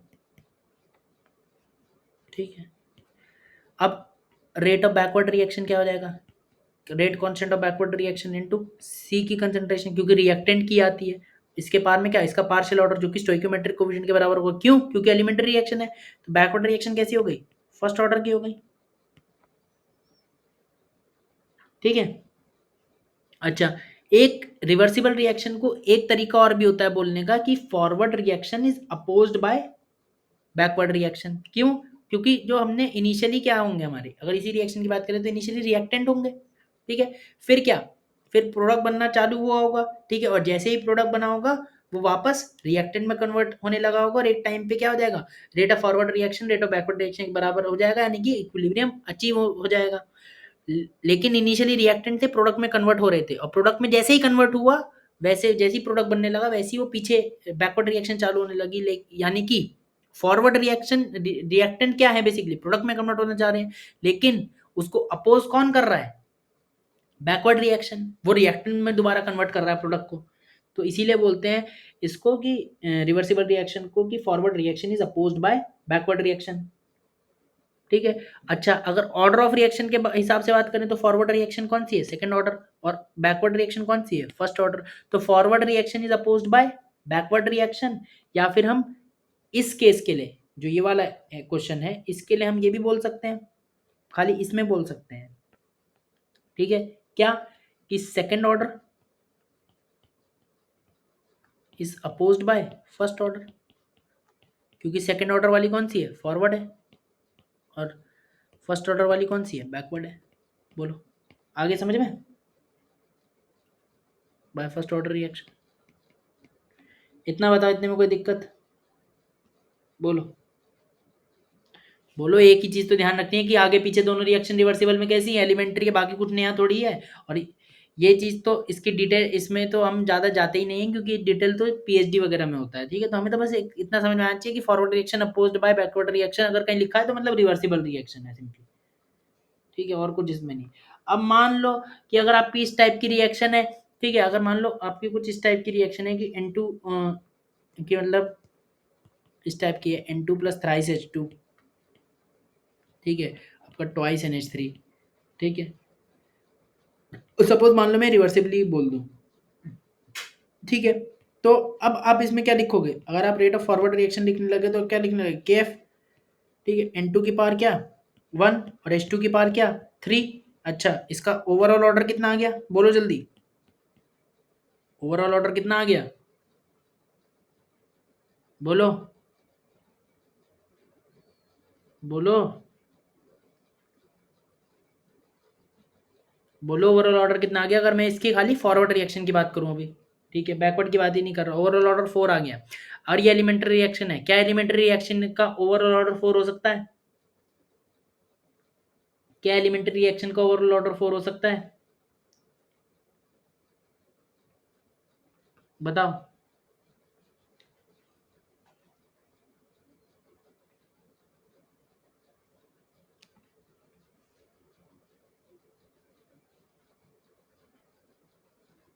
नहीं हो सकता। तो जरूर ये रिएक्शन कैसी हुई होगी? मल्टीपल स्टेप की हुई होगी, सिंगल स्टेप में तो हो नहीं सकती। तो ये रिएक्शन कैसी होगी? कॉम्प्लेक्स होगी। या फिर ये रिएक्शन क्या, ये कैसे ऑब्टेन हुई होगी? मैनिपुलेट करके, दो और मोर रिएक्शन, मतलब कुछ आपकी रिएक्शन होगी, एक दो रिएक्शन होंगे, उसमें कुछ प्लस माइनस करके आपने ये रिएक्शन ऑब्टेन करी है। यही दो बात हो सकती है। तो एलिमेंट्री रिएक्शन को ओवरऑल ऑर्डर 4 तो हो ही नहीं सकता, तो पॉसिबल ही नहीं है। ठीक है, तो इतनी बात तो, ये तो बेसिक चीज़ हम ध्यान ही रखेंगे। ठीक है, तो ये रिवर्सिबल रिएक्शन में आ ही नहीं सकता यहाँ पे। ठीक है, तो बेसिक चीज़ अपनी ध्यान रखो। ठीक, अब रिवर्सिबल रिएक्शन की इतनी बात समझ आ गई कि फॉरवर्ड बैकवर्ड दोनों कैसी है? एलिमेंट्री है। ठीक है, ये बात मेरे को समझानी थी, ये बात समझ आ गई। ठीक है, अब हमें रिवर्सिबल रिएक्शन के एक एग्जाम्पल पढ़ना है, यानी कि एक एग्जाम्पल ही हमें बेसिकली पढ़ना है, इसका पूरी नहीं पढ़नी है। और उसमें भी कौन सा? First order opposed by first order, यानी कि फॉरवर्ड रिएक्शन भी फर्स्ट ऑर्डर और बैकवर्ड रिएक्शन भी फर्स्ट ऑर्डर, इस टाइप की रिएक्शन हमें स्टडी करनी है। बस यही पढ़ना है, इतना। ठीक है, तो अपने को पढ़ना ही बहुत कम है। ठीक है, और तो इस टाइप का मैं एक एग्जांपल लेता हूँ, समझा देता हूँ उससे फटाफट। ठीक है, परेशान होने की क्या ज़रूरत है। ए सपोज रिवर्सिबली चेंज हो रहा है, किसमें? बी में। अगर ए रिवर्सिबली चेंज हो रहा है बी में, तो आप कैसे, जैसे अब तक मानते थे वैसे ही, टी इक्वल टू जीरो पे क्या, स्मॉल ए, या फिर क्या, कैपिटल ए नॉट। ऐसी टी इक्वल टू टी अगर मैं बीच के टाइम पे मानूँ, तो क्या, ए में से एक्स टूटा होगा, और ये क्या किसके बराबर होगा? ए टी के बराबर होगा। ठीक है, ऐसे ही टी इक्वल टू जीरो पे बी तो होगा ही नहीं। ठीक है, और टी इक्वल टू टी पे बी कितना हो गया? एक्स हो जाएगा। ठीक है, ऐसे इक्विलिब्रियम अचीव हो जाएगा एक टाइम बाद, एक टाइम बाद इक्विलिब्रियम अचीव हो जाएगा, रिवर्सिबल रिएक्शन है तो T equal to T equilibrium पे क्या होगा? ए माइनस एक्स इक्विलिब्रियम हो गए। ठीक, कंसंट्रेशन क्या हो जाएंगी? कांस्टेंट हो जाएंगी, अमाउंट जो होंगे कांस्टेंट हो जाएंगे ना इक्विलिब्रियम टाइम पे, यही तो होता है। ठीक है, और ये कितना हो जाएगा? एक्स इक्विलिब्रियम हो जाएगा, मतलब कांस्टेंट अमाउंट हो जाएंगे। यही चीज़ होगी अगर मैं इसके फॉरवर्ड रिएक्शन का बात करूँ तो के एफ, जिसका बैकवर्ड के रेट कांस्टेंट तो के बी। ठीक है, और इतना भी मेरे को पता है कि जो आर एफ होगा, रेट ऑफ फॉरवर्ड रिएक्शन होगा, वो क्या होगा? Rate constant of forward reaction into reactant की कंसंट्रेशन ए की कंसंट्रेशन, इसका पार्शियल ऑर्डर कितना? 1। ठीक है, और ऐसे ही आर आरबी की बात करूँ तो कितना हो जाएगा? Rate of backward reaction, rate constant of backward reaction के रिएक्टेंट बी, और इसका पार्शियल ऑर्डर 1, क्योंकि हमारी कैसी एलिमेंट्री रिएक्शन आगे पीछे। बताओ, इतने में कोई दिक्कत? जल्दी बताओ, कोई नई चीज़ तो नहीं है अभी तक? बोलो, एक चीज के बाद कि आगे पीछे एलिमेंट्री है, उसके अलावा तो कोई दिक्कत नहीं है। ठीक है, अब अगर मैं बोलूं कि आप मेरे को एक बात बता दो, और प्लीज गलत मत करना, 2 बार हो चुकी है गलत आज ही। ठीक है, तो मैं minus D A by D T पूछूं तुमसे, तो बताओ मेरे को क्या होगा? अगर आगे का रेट आर एफ है, पीछे का रेट आर बी है, तो minus D A by D T पूछूं,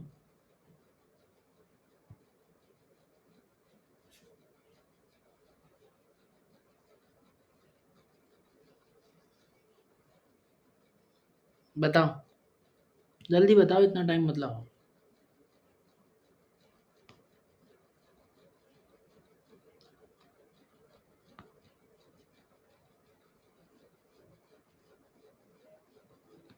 ठीक है, पहले है क्या? Minus D A by D T क्या है? रेट ऑफ डिसअपीरेंस है, ए का। है क्या है? रेट ऑफ डिसअपीरेंस है ए का। अच्छा, अब ए कितनी रिएक्शन में इन्वॉल्व है? दो, एक फॉरवर्ड एक बैकवर्ड। अच्छा, तो फॉरवर्ड रिएक्शन में क्या डिसअपियर हो रहा है? फॉरवर्ड रिएक्शन में क्या डिसअपियर हो रहा है? बोलो, फॉरवर्ड रिएक्शन में ए डिसअपियर हो रहा है, और फॉरवर्ड रिएक्शन में अगर डिसअपियर हो रहा है तो डिसअपियरेंस, और हमें रेट ऑफ डिसअपियरेंस ही निकालना है, तो रेट ऑफ तो डिसअपियरेंस वाले रेट को पॉजिटिव लेंगे, यानी कि आर एफ को क्या लेंगे, पॉजिटिव लेंगे। और सेकेंड रिएक्शन में भी इन्वॉल्व है तो आरबी का भी कुछ कंपोनेंट आएगा, लेकिन सेकेंड रिएक्शन में क्या कर रहा है, अपीयर कर रहा है, हमें तो क्या डिसअपियरेंस निकालना है, तो अपीयरेंस वाले रेट को क्या ले लेंगे, नेगेटिव ले लेंगे, यानी कि आर एफ माइनस आरबी हो जाएगा। बोलो बोलो।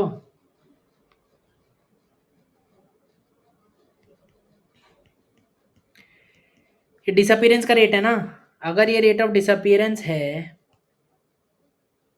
तो डिसअपियरेंस वाले रेट ऐड और अपीयरेंस वाले रेट नेगेटिव, ये बात पहले हो चुकी है। ठीक है, अब ये बार बार डाउट नहीं आना चाहिए कि ऐसा क्यों। ठीक है, अच्छा ये बात तो चलो, इसको तो ऐसे ही लिख दिया। ठीक है, रेट ऑफ डिसअपियरेंस ही है, ये बार बार लिखने की जरूरत नहीं है। अब देखो, अब मैं यहाँ से क्या लिख सकता हूँ, क्या मैं लिख सकता हूँ, minus D A by D T, ये तो एज इट इज लिख दिया। आर एफ को वही रेट लॉ से लिख सकता हूँ ना, के एफ लिख सकता हूँ, K F into concentration of A minus K B into concentration of B, और इनका पार्शियल ऑर्डर तो वन ही है।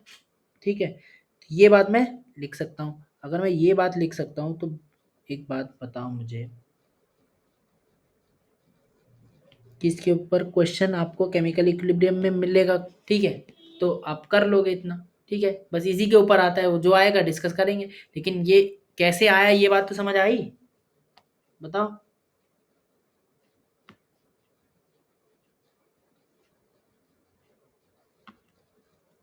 बताओ।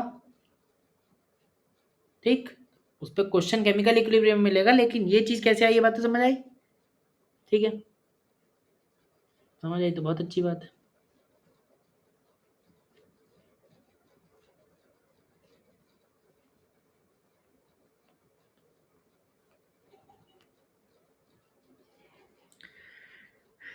ठीक, अब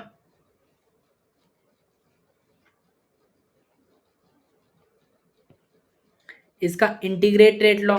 ठीक है, अब इसका एक इंटीग्रेट रेट लॉ का पहली बात तो डेरिवेशन अपने सिलेबस में नहीं है। ठीक है, दूसरा आसान है पर थोड़ा लेंदी है, तो लिख लो, सीधा लिख लेते हैं, अल्टीमेटली याद ही रखना है। ठीक है, क्या आता है इसका इंटीग्रेट रेट लो, K F plus K B into T. ठीक है, equal to L N X equilibrium minus X not. ठीक है, एक्स नॉट क्या है बताऊंगा अभी।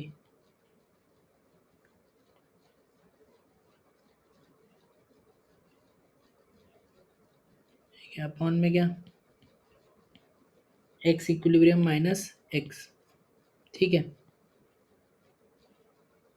ये पहली बात तो है। अब यहाँ पे है क्या, ठीक है, के एफ के भी तो अपने को पता है, के एफ के भी तो अपने को पता है रेट कांस्टेंट है फॉरवर्ड बैकवर्ड के। ठीक है, यहाँ पे अब एक्स और एक्स टू एक्स ये सब क्या है, ये सब लिखते हैं। ठीक है, तो एक्स इक्विलिब्रियम क्या है, amount of B at equilibrium, amount of B at equilibrium. ठीक है, और एक्स नॉट क्या है, ठीक है, इनिशियल अमाउंट ऑफ बी। ठीक है, इनिशियल अमाउंट ऑफ बी या amount of B at equal to zero, कैसे ही बोल दो, amount of B at equal to zero, जो मोस्ट ऑफ द केसेस में जीरो होगा। ठीक है, और एक्स क्या है, ठीक है, amount of B at T equal to T. ठीक है, होगा कैसे वो, देखो आपका डिफरेंशियल, आप बी की कंसंट्रेशन आप लिखोगे टाइम टी के साथ। ठीक है, D B by D T. ठीक है, बी की कंसंट्रेशन आप टाइम टी के साथ लिखोगे इसी तरीके से। ठीक है, और उसको फिर आप इंटीग्रेट करोगे।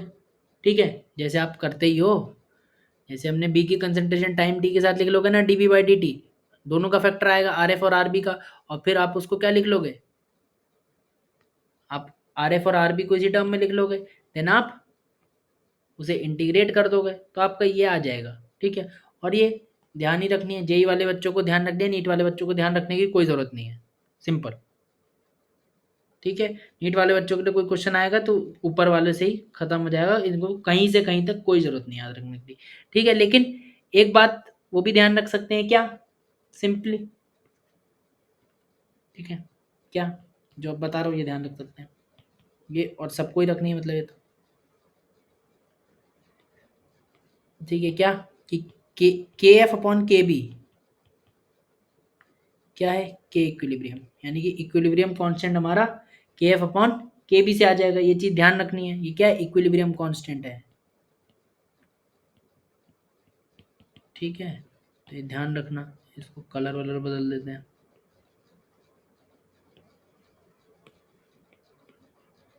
ठीक है, तो ये चीज बिल्कुल ध्यान रखना। ठीक है, और के इक्विलिब्रियम कैसे निकाल सकते हैं? के इक्विलिब्रियम, ये तो केमिकल काइनेटिक्स छोड़ो, केमिकल इक्विलिब्रियम से अपने को आइडिया के इक्विलिब्रियम कैसे निकालते हैं। बी प्रोडक्ट की कंसंट्रेशन जो कि इस समय बी है, प्रोडक्ट मतलब वही बी की कंसंट्रेशन हमारा एट इक्विलिब्रियम, और ए की कंसंट्रेशन एट इक्विलिब्रियम, इस तरीके से निकाल सकते हो। बी की कंसंट्रेशन एट इक्विलिब्रियम कितनी है? एक्स इक्विलिब्रियम माना है हमने, और ये कितना है? ए माइनस एक्स है। इसके पार में इसका स्टोइकियोमेट्रिक कोफिशिएंट भी आता है, लेकिन वन वन है अभी तो। ठीक है, तो सिंपली क्या हो जाएगा? एक्स इक्विलिब्रियम अपॉन में ए माइनस एक्स इक्विलिब्रियम। ठीक है, ये तो ध्यान नहीं रखना, ये तो हम बेसिकली इतनी चीज़ ध्यान रखनी है अपने को, ये चीज़ अगर हमें पता है तो हम बाकी चीज़ तो हम बता ही देंगे। तो ये तो सिंपल बेसिक हमारे प्रीवियस नॉलेज से ही है, कोई चीज़ नहीं है। ठीक है, तो ये चीज़ ध्यान रखनी है, इक्विलिब्रियम कांस्टेंट के एफ अपॉन के भी होता है, और दूसरा ये वाला फॉर्मूला इंटीग्रेटेड रेट लॉ वाला ध्यान रखना है। ठीक है, नीट वाले बच्चों को इस फॉर्मूले याद रखने की कोई ज़रूरत नहीं है। ठीक है, आगे बढ़े, बताओ क्या क्लियर हुआ? बोलो। ठीक,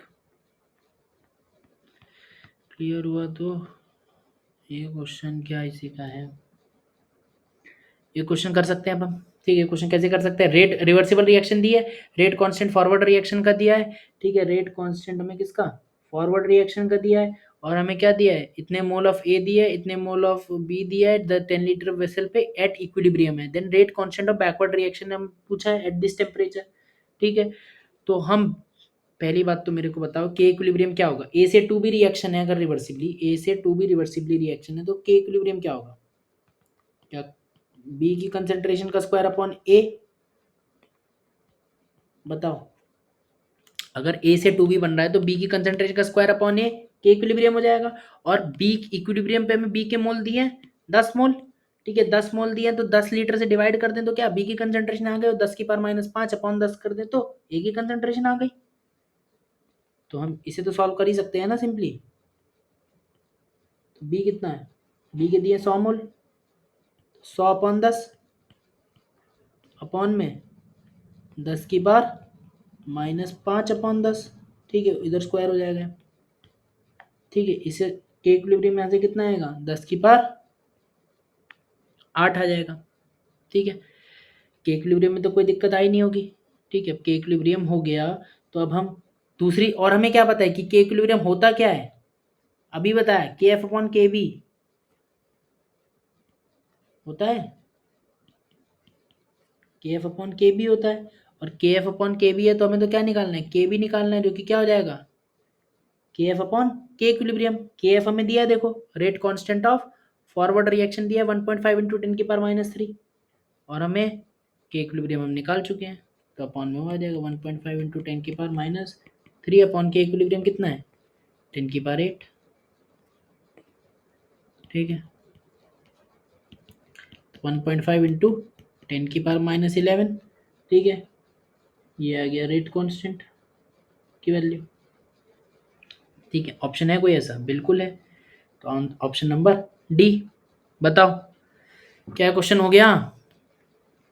ठीक है, इस टाइप का अगर नीट में आ भी गया तो इस टाइप का क्वेश्चन आएगा, पहली बात तो आएगा नहीं, आया तो ये आएगा इस टाइप वाला। ठीक है, ठीक है, और जेई में तो आ ही सकता है। अच्छा अब मेरे को बताओ कि के इक्विलिब्रियम जो है कितना है, 10⁸ है। इससे क्या समझे, इक्विलिब्रियम कांस्टेंट हमें किसका आइडिया देता है, extent of reaction. Extent of reaction मतलब रिएक्शन कितना होगी, यानी कि अगर के इक्विलिब्रियम बहुत ज्यादा है तो मतलब प्रोडक्ट बनने का परसेंटेज बहुत ज्यादा होगा, मतलब रिएक्टेंट का ज्यादा परसेंट प्रोडक्ट में कन्वर्ट होगा, और इतना ज्यादा है तो मतलब ऑलमोस्ट 100% प्रोडक्ट बन रहा होगा, प्रोडक्ट 100% बन रहा होगा जितना बनना चाहिए था। मतलब इक्विलिब्रियम वाली चीज, इक्विलिब्रियम कांस्टेंट हमें एक्सटेंट ऑफ रिएक्शन का आइडिया देता है, ठीक है। और रेट कांस्टेंट हमें किसका आइडिया देते हैं, रेट का आइडिया देते हैं, यानी कि स्पीड ऑफ टाइम का आइडिया देते हैं, मतलब स्पीड ऑफ टाइम कह रहा हूं, स्पीड का आइडिया देते हैं, स्पीड ऑफ रिएक्शन का, यानी कि बेसिकली के एफ और के बी हमें किसका आइडिया देते हैं, के एफ और के बी हमें रेट का आइडिया देते हैं, मतलब कि कितना समय लगेगा इक्विलिब्रियम तक पहुंचने के लिए। तो इक्विलिब्रियम कांस्टेंट हमें आइडिया दे रहा है किसका, कि कितना एक्सटेंट का, और रेट कांस्टेंट हमें रेट का आइडिया दे रहे हैं, स्पीड का आइडिया दे रहे हैं कि कितना टाइम लगेगा इक्विलिब्रियम तक पहुंचने के लिए।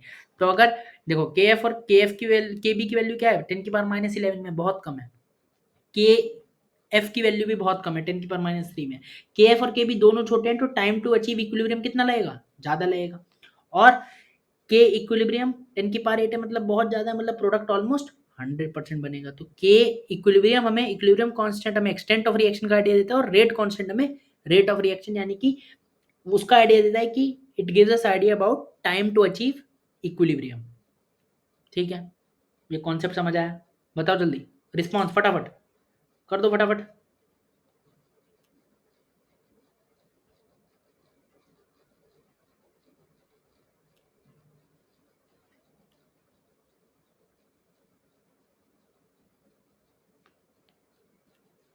ठीक है, अब ये देखो, ये क्वेश्चन है एकदम जेई एडवांस में आने लायक, ठीक। इसको देखो स्टेप बाय स्टेप करते हैं। देखो रिवर्सिबल रिएक्शन है ए से बी, K1 K2, ठीक है, K1 दिया है, ठीक है, और हमें क्या दिया है, concentration of B at equilibrium upon A at equilibrium दिया है, ठीक है। स्टोइकियोमेट्रिक कोएफिशिएंट कितने 1 1 है, तो एक तरीके से इक्विलिब्रियम कांस्टेंट ही हमें दे दिया, ठीक है, बिल्कुल दे दिया। तो जितनी चीज दे दी लिख लो, के इक्विलिब्रियम हमें दे दिया कितना 4, और के इक्विलिब्रियम होगा क्या, के एफ अपॉन के बी, यानी कि K1 अपॉन K2, ठीक है। और K1 हमें पता है कितना है 10⁻², तो K2 हम बता सकते हैं कितना होगा, K1 को अगर 10⁻² डाल दे तो K1 कितना हो जाएगा 1/4 इंटू 10⁻², ठीक है। तो इतने में तो मेरे को नहीं लगता किसी बच्चे को कोई दिक्कत होगी, ठीक है, इतनी चीज में अगर इतने में दिक्कत नहीं है तो आगे भी नहीं होगी, ठीक है। ये इसका पहला पार्ट था,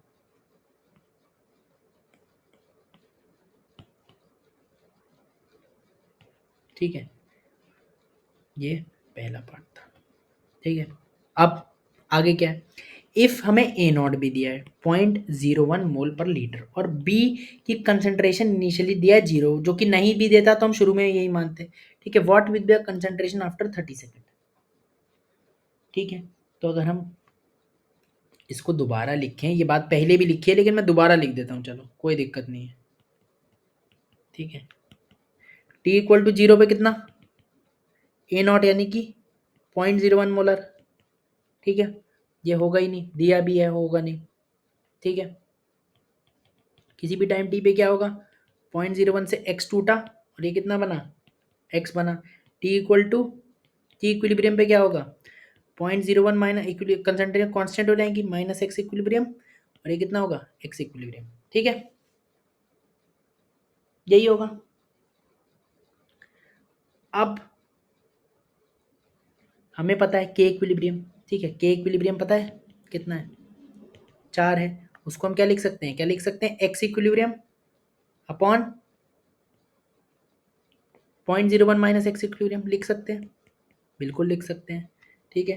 प्रोडक्ट की कंसंट्रेशन अपॉन रिएक्टेंट की कंसंट्रेशन ही तो लिखी है, ठीक है। यहाँ से एक्स इक्विलिब्रियम निकाल सकते हैं, बिल्कुल निकाल सकते हैं सॉल्व करके, तो कितना आएगा, करीब आएगा 4/5 इंटू 10⁻² मोलर, ठीक है।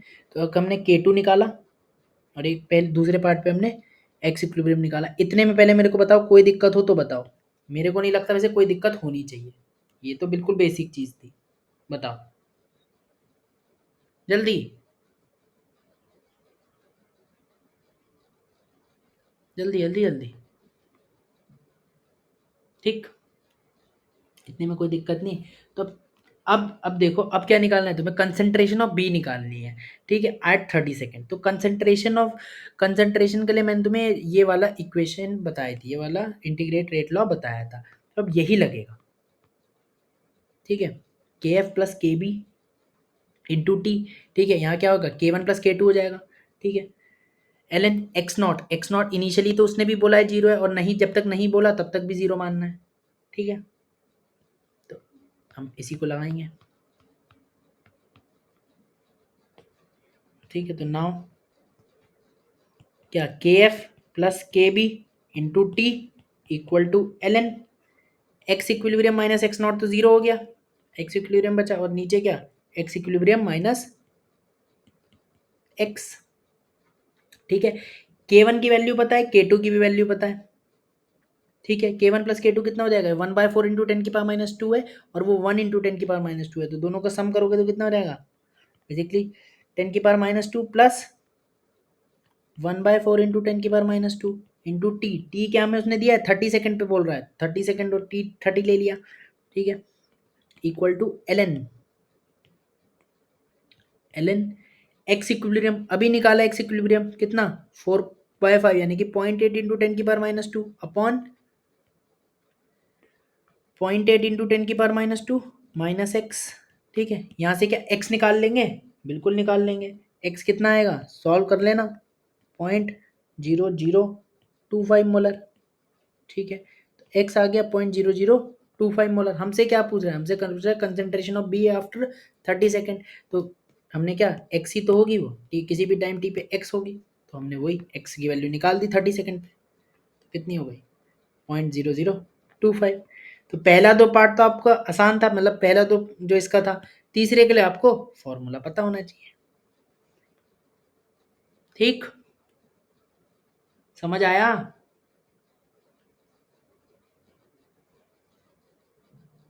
हम्म,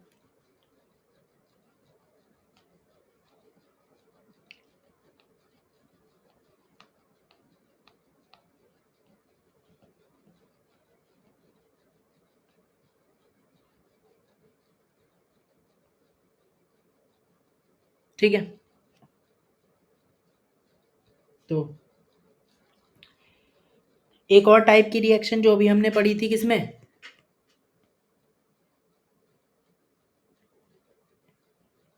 मूल कंसेप्ट में भी पढ़ी थी, क्या, सीक्वेंशियल रिएक्शन। ठीक है, इनके नाम और क्या थे, सीरीज रिएक्शन। ठीक है, एक और नाम क्या थे इनका, कॉन्जिक्यूटिव रिएक्शन। ठीक है, थोड़ी सी देर की लास्ट चीज़ बची है, बस फटाफट इसको ख़त्म करते हैं आज ही, आगे बढ़ते हैं फिर। ठीक है, यहाँ लेकिन हमें कौन सी पढ़नी है, सिर्फ और सिर्फ फर्स्ट ऑर्डर वाली, वहाँ तो हमने जनरल देखी थी, यहाँ पे हमें सिर्फ और सिर्फ फर्स्ट ऑर्डर से रिलेटेड देखनी है। तो सीक्वेंशियल रिएक्शन, ठीक है, सीक्वेंस में होंगी। ठीक है, जैसे कि हमने एग्जाम्पल से ही लेते हैं, ए से बी और बी से सी। ठीक है, इस तरीके से सपोज है। ठीक है, तो सीक्वेंस में चल रही है रिएक्शन। ठीक है, सपोज इंडिविजुअल रेट कांस्टेंट इनके कितने हैं, के वन के टू, और हर रिएक्शन कैसे अपने आप में फर्स्ट ऑर्डर है, कैसे कि इन दोनों के के वन और के टू दोनों की यूनिट क्या है, टाइम इनवर्स है। ठीक है, वही t इक्वल टू जीरो पे क्या होगा, t इक्वल टू जीरो पे सिर्फ और सिर्फ हमारा क्या होगा, a होगा, कैपिटल ए। ठीक है, वो कितना a मान लिया, और किसी भी टाइम t पे a में से क्या कुछ x टूटेगा और b कितना बनेगा, x बनेगा, लेकिन b भी तो अगली रिएक्शन में काम हो रहा है, तो x में से क्या फिर कुछ y टूट जाएगा और c कितना बनेगा, y बनेगा। पहले तो इतना बताओ, समझ आया कि नहीं आया। इनिशियली ए था, फिर किसी भी टाइम टी पे, यानी कि ए में से कुछ एक्स टूटा, बी एक्स बना, लेकिन बी खाली एक्स बन के प्रोडक्ट थोड़ी है, अगली रिएक्शन का रिएक्टेंट है, तो यानी कि एक्स में से क्या वाई कंज्यूम और सी वाई बना। बोलो बोलो। ठीक, अब इंडिविजुअल रिएक्शन अगर फर्स्ट ऑर्डर है तो नो नीड टू से कि मैं ये लिख सकता हूँ R1 इक्वल टू के वन इंटू ए की कंसेंट्रेशन की पावर वन, और R2 इक्वल टू के टू इंटू बी की कंसेंट्रेशन उसकी पावर वन। बोलो कोई दिक्कत नहीं है, जल्दी बताओ, रिस्पॉन्स करते रहो फटाफट, मैं स्पीड भी बढ़ा दूंगा। ये तो सिंपल है, बस इस रिएक्शन में डिफरेंशियल रेट लॉ लिख दिया और इस रिएक्शन में डिफरेंशियल रेट लॉ लिख दिया। ठीक है, अब मेरे को, ठीक है, minus D A by D T बता दो फटाफट कितना होगा।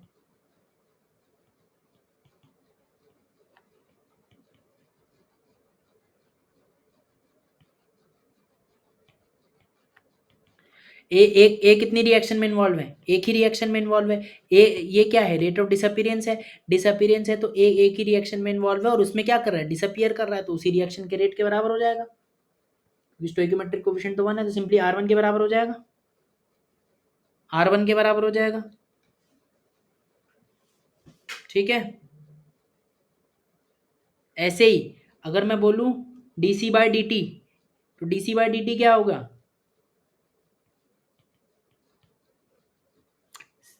सी कितने रिएक्शन में इन्वॉल्व है, एक रिएक्शन में इन्वॉल्व है और उसमें क्या कर रहा है, अपीयर कर रहा है, और डीसी बाई डी टी क्या है, रेट ऑफ अपीयरेंस ही है।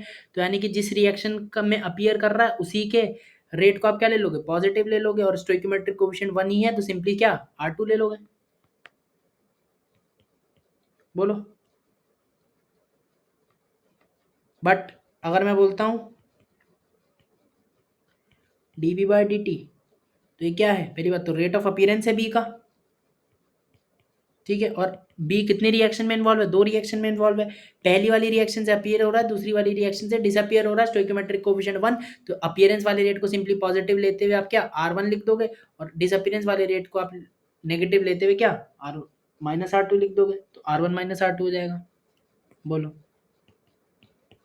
ये बात मुझे बता दो, ये तीनों बात तुमको समझ आई कि नहीं आई।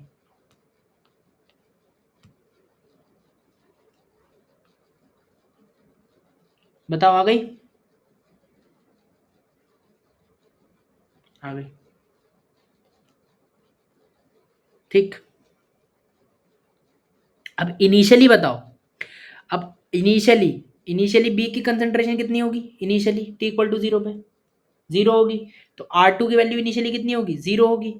ठीक है, और initially at T equal to 0 A की कंसंट्रेशन क्या होगी, मैक्सिमम होगी। ठीक है, उसके बाद टाइम के साथ घटती रहेगी, तो R1 कितना होगा, मैक्सिमम होगा। तो इनिशियली R1 मैक्सिमम है, R2 है नहीं, R2 0 है एकदम। तो यानी कि बी क्या करेगा, बी इनिशियली तो होगा नहीं, तो बी पहले क्या करेगा, अपीयर करेगा, यानी कि बी अपीयर करेगा, बी आएगा समय के साथ, इंक्रीज करेगा बी का कंसंट्रेशन। ठीक है, और R1 बताओ, R1 टाइम के साथ क्या करेगा, डिक्रीज करेगा, क्यों, क्योंकि कंसंट्रेशन ऑफ ए टाइम के साथ डिक्रीज करेगी। ऐसे ही R2 टाइम के साथ क्या करेगा, इंक्रीज करेगा, क्यों, क्योंकि कंसंट्रेशन ऑफ बी टाइम के साथ इंक्रीज करेगी समय के साथ। ठीक है, अब अगर ये इक्विलिब्रियम वाली रिएक्शन होती तो R1 क्या, R1 पहले मैक्सिमम था, घट रहा है, और R2 क्या है, धीरे धीरे बढ़ रहा है, तो एक टाइम के बाद क्या बराबर हो जाएंगे। अगर रिवर्सिबल होती तो यहीं रुक जाती, लेकिन रिवर्सिबल तो है नहीं, तो अब R2 क्योंकि बढ़ रहा है और R1 घट रहा है, और एक टाइम के बाद क्या होगा, R2 ज्यादा हो जाएगा R1 से। बताओ होगा कि नहीं होगा, और R2 ज्यादा हो जाएगा अगर R1 से। अगर बताओ, अगर R2 ज्यादा है मतलब बी की कंसंट्रेशन कैसे क्या करने लगेगी, अगर बी ज्यादा कंज्यूम हो रहा है और ए से बी कम बन रहा है और बी ज्यादा, मतलब ऐसी समझो कि सप्लाई तो कम हो रही है और डिमांड बढ़ रही है, यानी कि बी यूज ज्यादा हो रहा है और प्रोड्यूस कम हो रहा है, तो बी का अमाउंट कैसे करने लगेगा, कम होने लगेगा।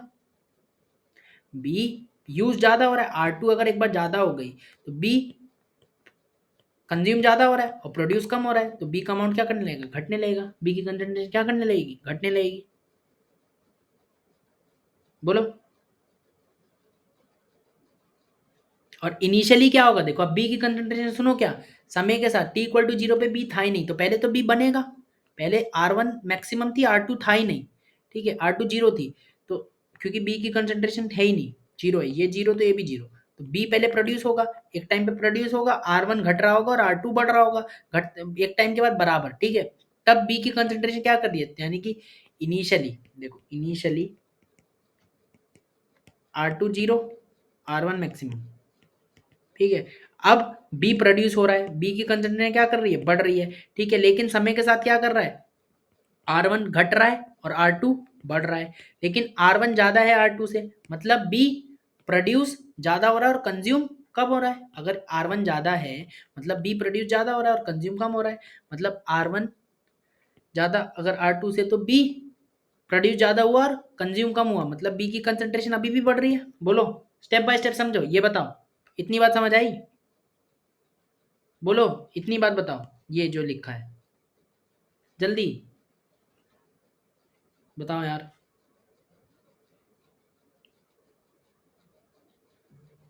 ठीक, अब R1 घटते घटते और R2 बढ़ते बढ़ते बराबर हो गए। ठीक है, बराबर होने के बाद क्या हुआ, R2 बढ़ जाएगा R1 से। जब बराबर हुए मतलब बराबर तो बहुत फ्रैक्शन ऑफ सेकंड के लिए होंगे। ठीक है, जब बराबर होंगे तो जितना बन रहा है उतना कंज्यूम हो रहा है। ठीक है, जितना बन रहा है उतना भी कंज्यूम हो रहा है। ठीक है, और फिर क्या, R2 बड़ा है R1 से, मतलब कंज्यूम ज़्यादा हो रहा है और प्रोड्यूस कम हो रहा है, मतलब अब B की कंसंट्रेशन क्या करेगी, घटेगी। बोलो जल्दी बताओ, ये बात मेरे को बताओ कि पहले B की कंसंट्रेशन 0 थी, समय के साथ बढ़ी, फिर घटी। बताओ, एक बार बता दो ये बात आई कि नहीं आई। बहुत अच्छे से मैंने बताने की कोशिश करी, बताओ। आ गई, बिल्कुल। ठीक है, अच्छी बात है, आ गई। अब मैं फालतू सवाल पूछूं, फालतू क्या, ए की कंसंट्रेशन समय के साथ क्या करेगी, ए तो बन थोड़ी रहा है कहीं से, ए तो कम कंज्यूम ही हो रहा है, तो ए की कंसंट्रेशन तो समय के साथ घटेगी। इसमें क्या दिक्कत है, ए की कंसंट्रेशन के साथ कमी होगी, और सी की कंसंट्रेशन समय के साथ क्या होगी, बढ़ेगी ही, कोई दिक्कत नहीं है। ठीक है, लेकिन क्या हमेशा बढ़ती रहेगी, नहीं। सी की कंसंट्रेशन कब तक बढ़ती रहेगी, जब तक वो पूरा, यानी कि मैक्सिमम कंसंट्रेशन कितनी हो सकती है, ए से ज़्यादा थोड़ी हो सकती है। एक टाइम जब पूरी रिएक्शन हो जाएगी तो क्या, पहली वाली रिएक्शन भी रुक जाएगी, दूसरी वाली, यानी कि सी कितना बन जाएगा, ए बन जाएगा। ए सी का अमाउंट कितना हो जाएगा, स्मॉल ए के बराबर हो जाएगा। ठीक है, पहली इस वाली रिएक्शन से क्या, ए पूरा बी, ऐसे समझो कि ए पूरा किस में कन्वर्ट हो गया, बी में कन्वर्ट हो गया, ए बन गया। और फिर सी, मतलब समझने के लिए, ऐसा हो नहीं रहा है, वो तो साथ साथ हो रहा है, लेकिन अगर इनको सेपरेट भी ट्रीट करो तो बी कितना बन गया, यहाँ से ए बन गया और ए पूरा खत्म हो गया। अब फिर बी भी पूरा खत्म हो जाएगा और सी कितना बन जाएगा, ए बन जाएगा।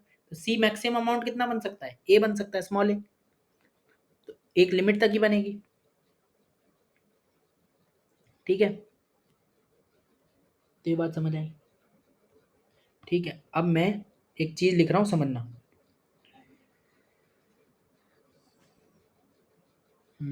ये है।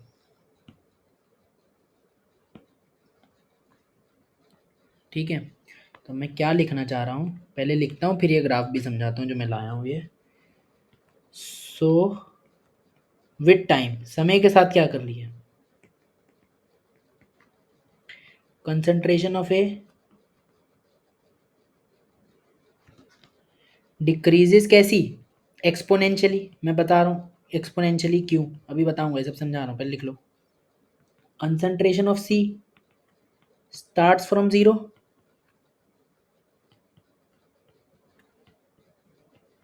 ठीक, and increases. Concentration of B starts from zero. ठीक है, एक एक समझेंगे अभी अच्छे से। ये तो बता दिया मैंने, जीरो से स्टार्ट होगी, इंक्रीज करेगी, एक टाइम पे मैक्सिमम हो जाएगा, reaches to maximum, and then decreases. ठीक है, अब समझो, कैसे समझो, कि मेरे को एक बात बताओ कि ए की कंसंट्रेशन समझते हैं, घट रही है तो समझ रही है, एक्सपोनेंशियली क्यों घट रही है। पहले तो बताओ ये दोनों सारी रिएक्शन कैसी हैं, फर्स्ट ऑर्डर है। फर्स्ट ऑर्डर है तो मेरे को पता है कि minus D A by D T कितना है, R1 है। अब अगर minus D A by D T R1 है, तो इतनी बात मेरे को बताओ, minus D A by D T अपना है R1 के बराबर। ठीक है, और R1 क्या है हमारा, K1 इंटू है, K1 इंटू कंसंट्रेशन ऑफ ए। मैं इसको क्या ऐसे लिख सकता हूँ ना, अपना वही इधर लेके -1 upon concentration of A into D A, ठीक है, इक्वल टू K1 dt, ठीक है, इंटीग्रेट करा लिमिट लगा के, ठीक है, क्या ए नॉट से ए टी तक, ठीक है। ये सब मैं फालतू में कर रहा हूँ क्योंकि मुझे पता है रिजल्ट क्या आना है। रिएक्शन कैसी है, फर्स्ट ऑर्डर है, फर्स्ट ऑर्डर है तो क्या आएगा, A T equal to A naught E की power minus K1 into T. बताओ यही आना था, आना भी यही चाहिए था, आएगा भी यही, करके दिखा दिया मैंने, बोलो। और ये है तो क्या ए की कंसंट्रेशन एक्सपोनेंशियली घटेगी, बताओ, ए की कंसंट्रेशन क्या एक्सपोनेंशियली घटेगी। तो ये ए की कंसंट्रेशन, पहला पार्ट क्लियर, बोलो।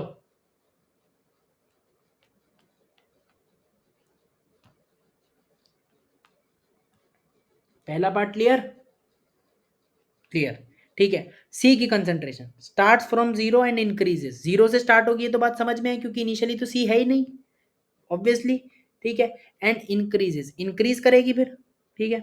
अभी देखेंगे, अभी मैं सी की कंसंट्रेशन लिखूंगा भी कैसे, ठीक है, लेकिन इतनी तो समझ में आ रही है कि वो इंक्रीज करेगी, और कितनी, मैक्सिमम कितनी हो सकती है, ए नॉट के बराबर। ए नॉट मतलब वो इनिशियली स्मॉल ए के टर्म्स में बात करूँ तो स्मॉल ए नॉट और स्मॉल ए के बराबर, इनके बराबर हो सकती है, जैसे लिख लेता हूँ, रुको, ए नॉट और स्मॉल ए, यानी कि जितना इनिशियल अमाउंट हमने लिया था ए का, कैपिटल ए का, इसका ए की कंसंट्रेशन जितनी इनिशियल ली थी उसके उस तक पहुंच सकती है, ये बात कर ली थी हमने, उससे ज़्यादा तो नहीं हो सकती, ठीक है। हमेशा तो नहीं बढ़ती रहेगी सी की, इसलिए ग्राफ इस तरीके से नहीं चला गया ऊपर, इस तरीके से वो ग्राफ एक टाइम के बाद झुक गया, झुका इसलिए क्योंकि पुष्पा तो है नहीं है, तो झुकेगा ही है, ठीक है, तो झुकना तो है ही से, तो झुक गया है,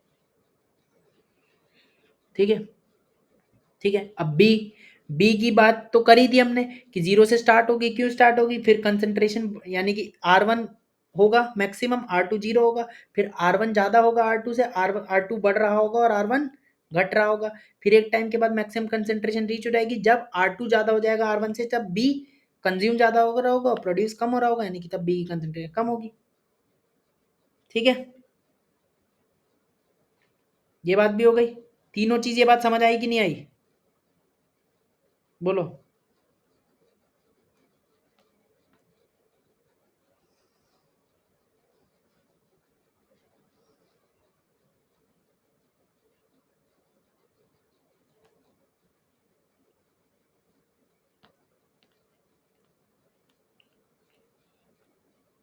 आ गई, ठीक है। अब थोड़ा रिलैक्स कर लो, ठीक है, रिलैक्स कैसे कर लो, क्यों, अगर मैं बोलूँ D B by D T, ये मैं लिख चुका था, ठीक है, D B by D T मेरा कितना आया था, ठीक है, देख लो, आया था अपना R1 माइनस R2 आया था, ठीक है। मैंने ए टाइम के साथ निकाल लिया, ऐसे मैं बी और सी भी निकाल लेता हूँ, इसको चलो मैं अलग कलर से लिख देता हूँ, ठीक है। ये अगर आप ध्यान रखना चाहो तो ये चीज़ ध्यान रख सकते हो, कुछ है नहीं इसमें तो, ठीक है, ठीक है। D B by D T कितना हो जाएगा, R1 माइनस R2, R1 कितना है K1 इंटू ए की पावर वन, और R2 कितना है K2 इंटू बी की कंसंट्रेशन की पावर वन। अच्छा, अब इसको मैं रीअरेंज करूँगा, रीअरेंज करूँगा तो इस टाइप से होगा, ठीक है, ठीक है। अब क्या, अब इस टाइप का, इसको फिर हम क्या, इंटीग्रेट रेट लॉ ही निकालना है बेसिकली, तो इसको लिमिट वगैरह लेंगे, डिफरेंट इसको इंटीग्रेट करना है, लेकिन इसको इस तरीके का अपने को इंटीग्रेशन, कईयों को आता है कईयों को नहीं आता, जिनको आता है वो कर लें, जिनको नहीं आता है मैं रिजल्ट लिख दूंगा, याद कर लें। होगा कैसे, इंटीग्रेटिंग फैक्टर से पूरी इक्वेशन को मल्टीप्लाई करते हैं फिर इंटीग्रेट करते हैं, ठीक है। बेसिकली मैथ से आता है, डिफरेंशियल इक्वेशन से, ठीक है, तो हम ज़्यादा नहीं जा रहे हैं उसमें। फ्रॉम डिफरेंशियल इक्वेशन कहाँ आती है ये चीज़, मैथ्स में आती है, ठीक है।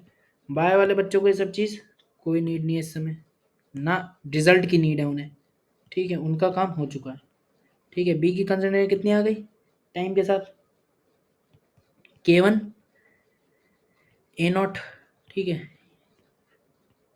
Upon K2 minus K1 E की power minus K1 T minus E की पावर माइनस K2T। ठीक है, तो रिजल्ट आ गया, रिजल्ट अपने को ध्यान रखना पड़ेगा। ठीक है, किनको? सिर्फ जेई वाले बच्चों को, उनमें भी जेई मेन वाली कोई तैयारी कर रहे हैं तो वो भी छोड़ सकते हैं। ठीक है, अब मुझे एक बात बताओ कि ये जो थी, ठीक है, एक सब बच्चे बताओ तो, ठीक है, इस वाली चीज के लिए, ये जो हमने वाली इक्वेशन ली है इस पर्टिकुलर क्वेश्चन के लिए, मतलब इस पर्टिकुलर पार्ट के लिए, क्या किसी भी टाइम टी पे कंसंट्रेशन कितनी है? कंसंट्रेशन क्या ए के बराबर ही है, concentration of A plus concentration of B plus concentration of C, यानी कि टोटल अगर मैं सबका कंसंट्रेशन करूं किसी भी टाइम टी पे तो कितना आएगा? ए के बराबर ही तो आएगा, A minus X plus X minus Y plus Y. A के बराबर ही तो आ रहा है, एक्स एक्स कट जाएगा, वाई वाई भी कट जाएगा, तो ए के बराबर आ गया। ठीक है, ए के बराबर आ गया, तो मैं एक इस वाली चीज के लिए बात लिख सकता हूँ। ठीक है, ठीक है, since A T plus B T plus C T equal to A nought. ठीक है, फॉर दिस केस ब्रैकेट में और ये भी लिख देता हूँ। ठीक है, हर बार नहीं होगा, इसी के लिए हो रहा है। ठीक है, तो अब मेरे को अगर ये चीज पता है तो मैं ए टी और बी टी तो मैं निकाल चुका हूँ। ए टी कितना था? ए नॉट ई की पावर माइनस के वन टी, और बी टी मैंने अभी भी लिखा। तो अगर मैंने लिख दिया तो क्या मैं सी टी भी बता सकते हैं? बोलो। ठीक है, ये बेसिकली कंसंट्रेशन ऑफ बी जो है एक तरीके से बी टी तो है, किसी भी टाइम टी के साथ ही तो वेरिएशन है, टाइम के साथ तो वेरी कर रहा है ना। ठीक है, तो आप ऐसे ही सी टी को क्या लिख सकते हो? आप सी टी को लिख दोगे A naught minus A T plus B T. ठीक है, और उसकी वैल्यू डाल दोगे अब ए टी और बी टी की। ठीक है, तो आपका फिर अल्टीमेटली क्या आ जाएगा? सी टी आ जाएगा यहाँ से। ठीक है, और वो कितना आता है? ए नॉट 1 माइनस 1 अपॉन के टू माइनस के वन। ठीक है, ई की पावर सॉरी इसको, ठीक है, के टू ई की पावर माइनस के वन टी। ठीक है, माइनस के वन ई की पावर माइनस के टू टी। ठीक,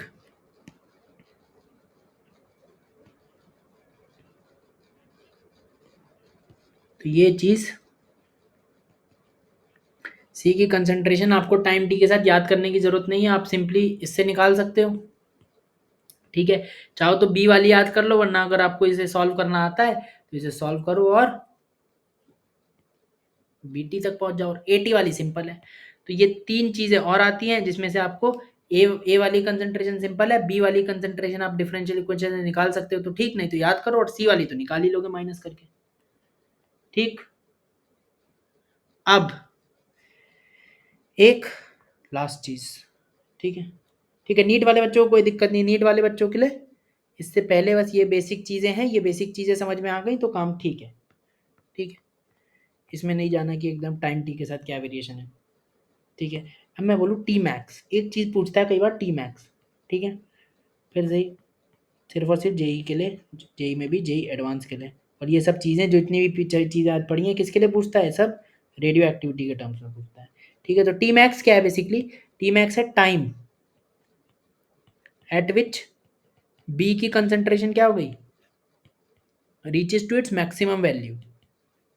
ठीक है, बी की कंसंट्रेशन अपनी मैक्सिमम वैल्यू तक कब पहुंची उसको क्या बोलते हैं? T max. हमें पता है बी की कंसंट्रेशन क्या करती है, पहले जीरो थी, फिर समय के साथ बढ़ी, फिर मैक्सिमम हुई, फिर डिक्रीज करी, तो ये जब मैक्सिमम जिस टाइम पे पहुंची, यानी कि ये बी की कंसंट्रेशन मैक्सिमम है।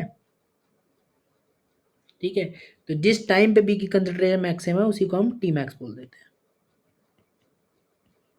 ठीक है, इसी को हमने बोल दिया टी मैक्स। सपोज ऐसे ऐसे लिखते हैं।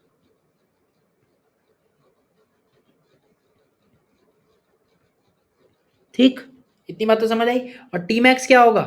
टी मैक्स अगर हमें निकालना है कि किस टाइम पे हो रहा है, तो बेसिकली अगर हमें कंसंट्रेशन है तो बेसिकली अगर बी की कंसंट्रेशन का हमें ग्राफ है तो हम क्या डीबी बाई डी टी कब कब मैक्सिमम होगा? जब डीबी बाई डी टी कितना होगा? जीरो। यही होती है हमारी ट्रिक।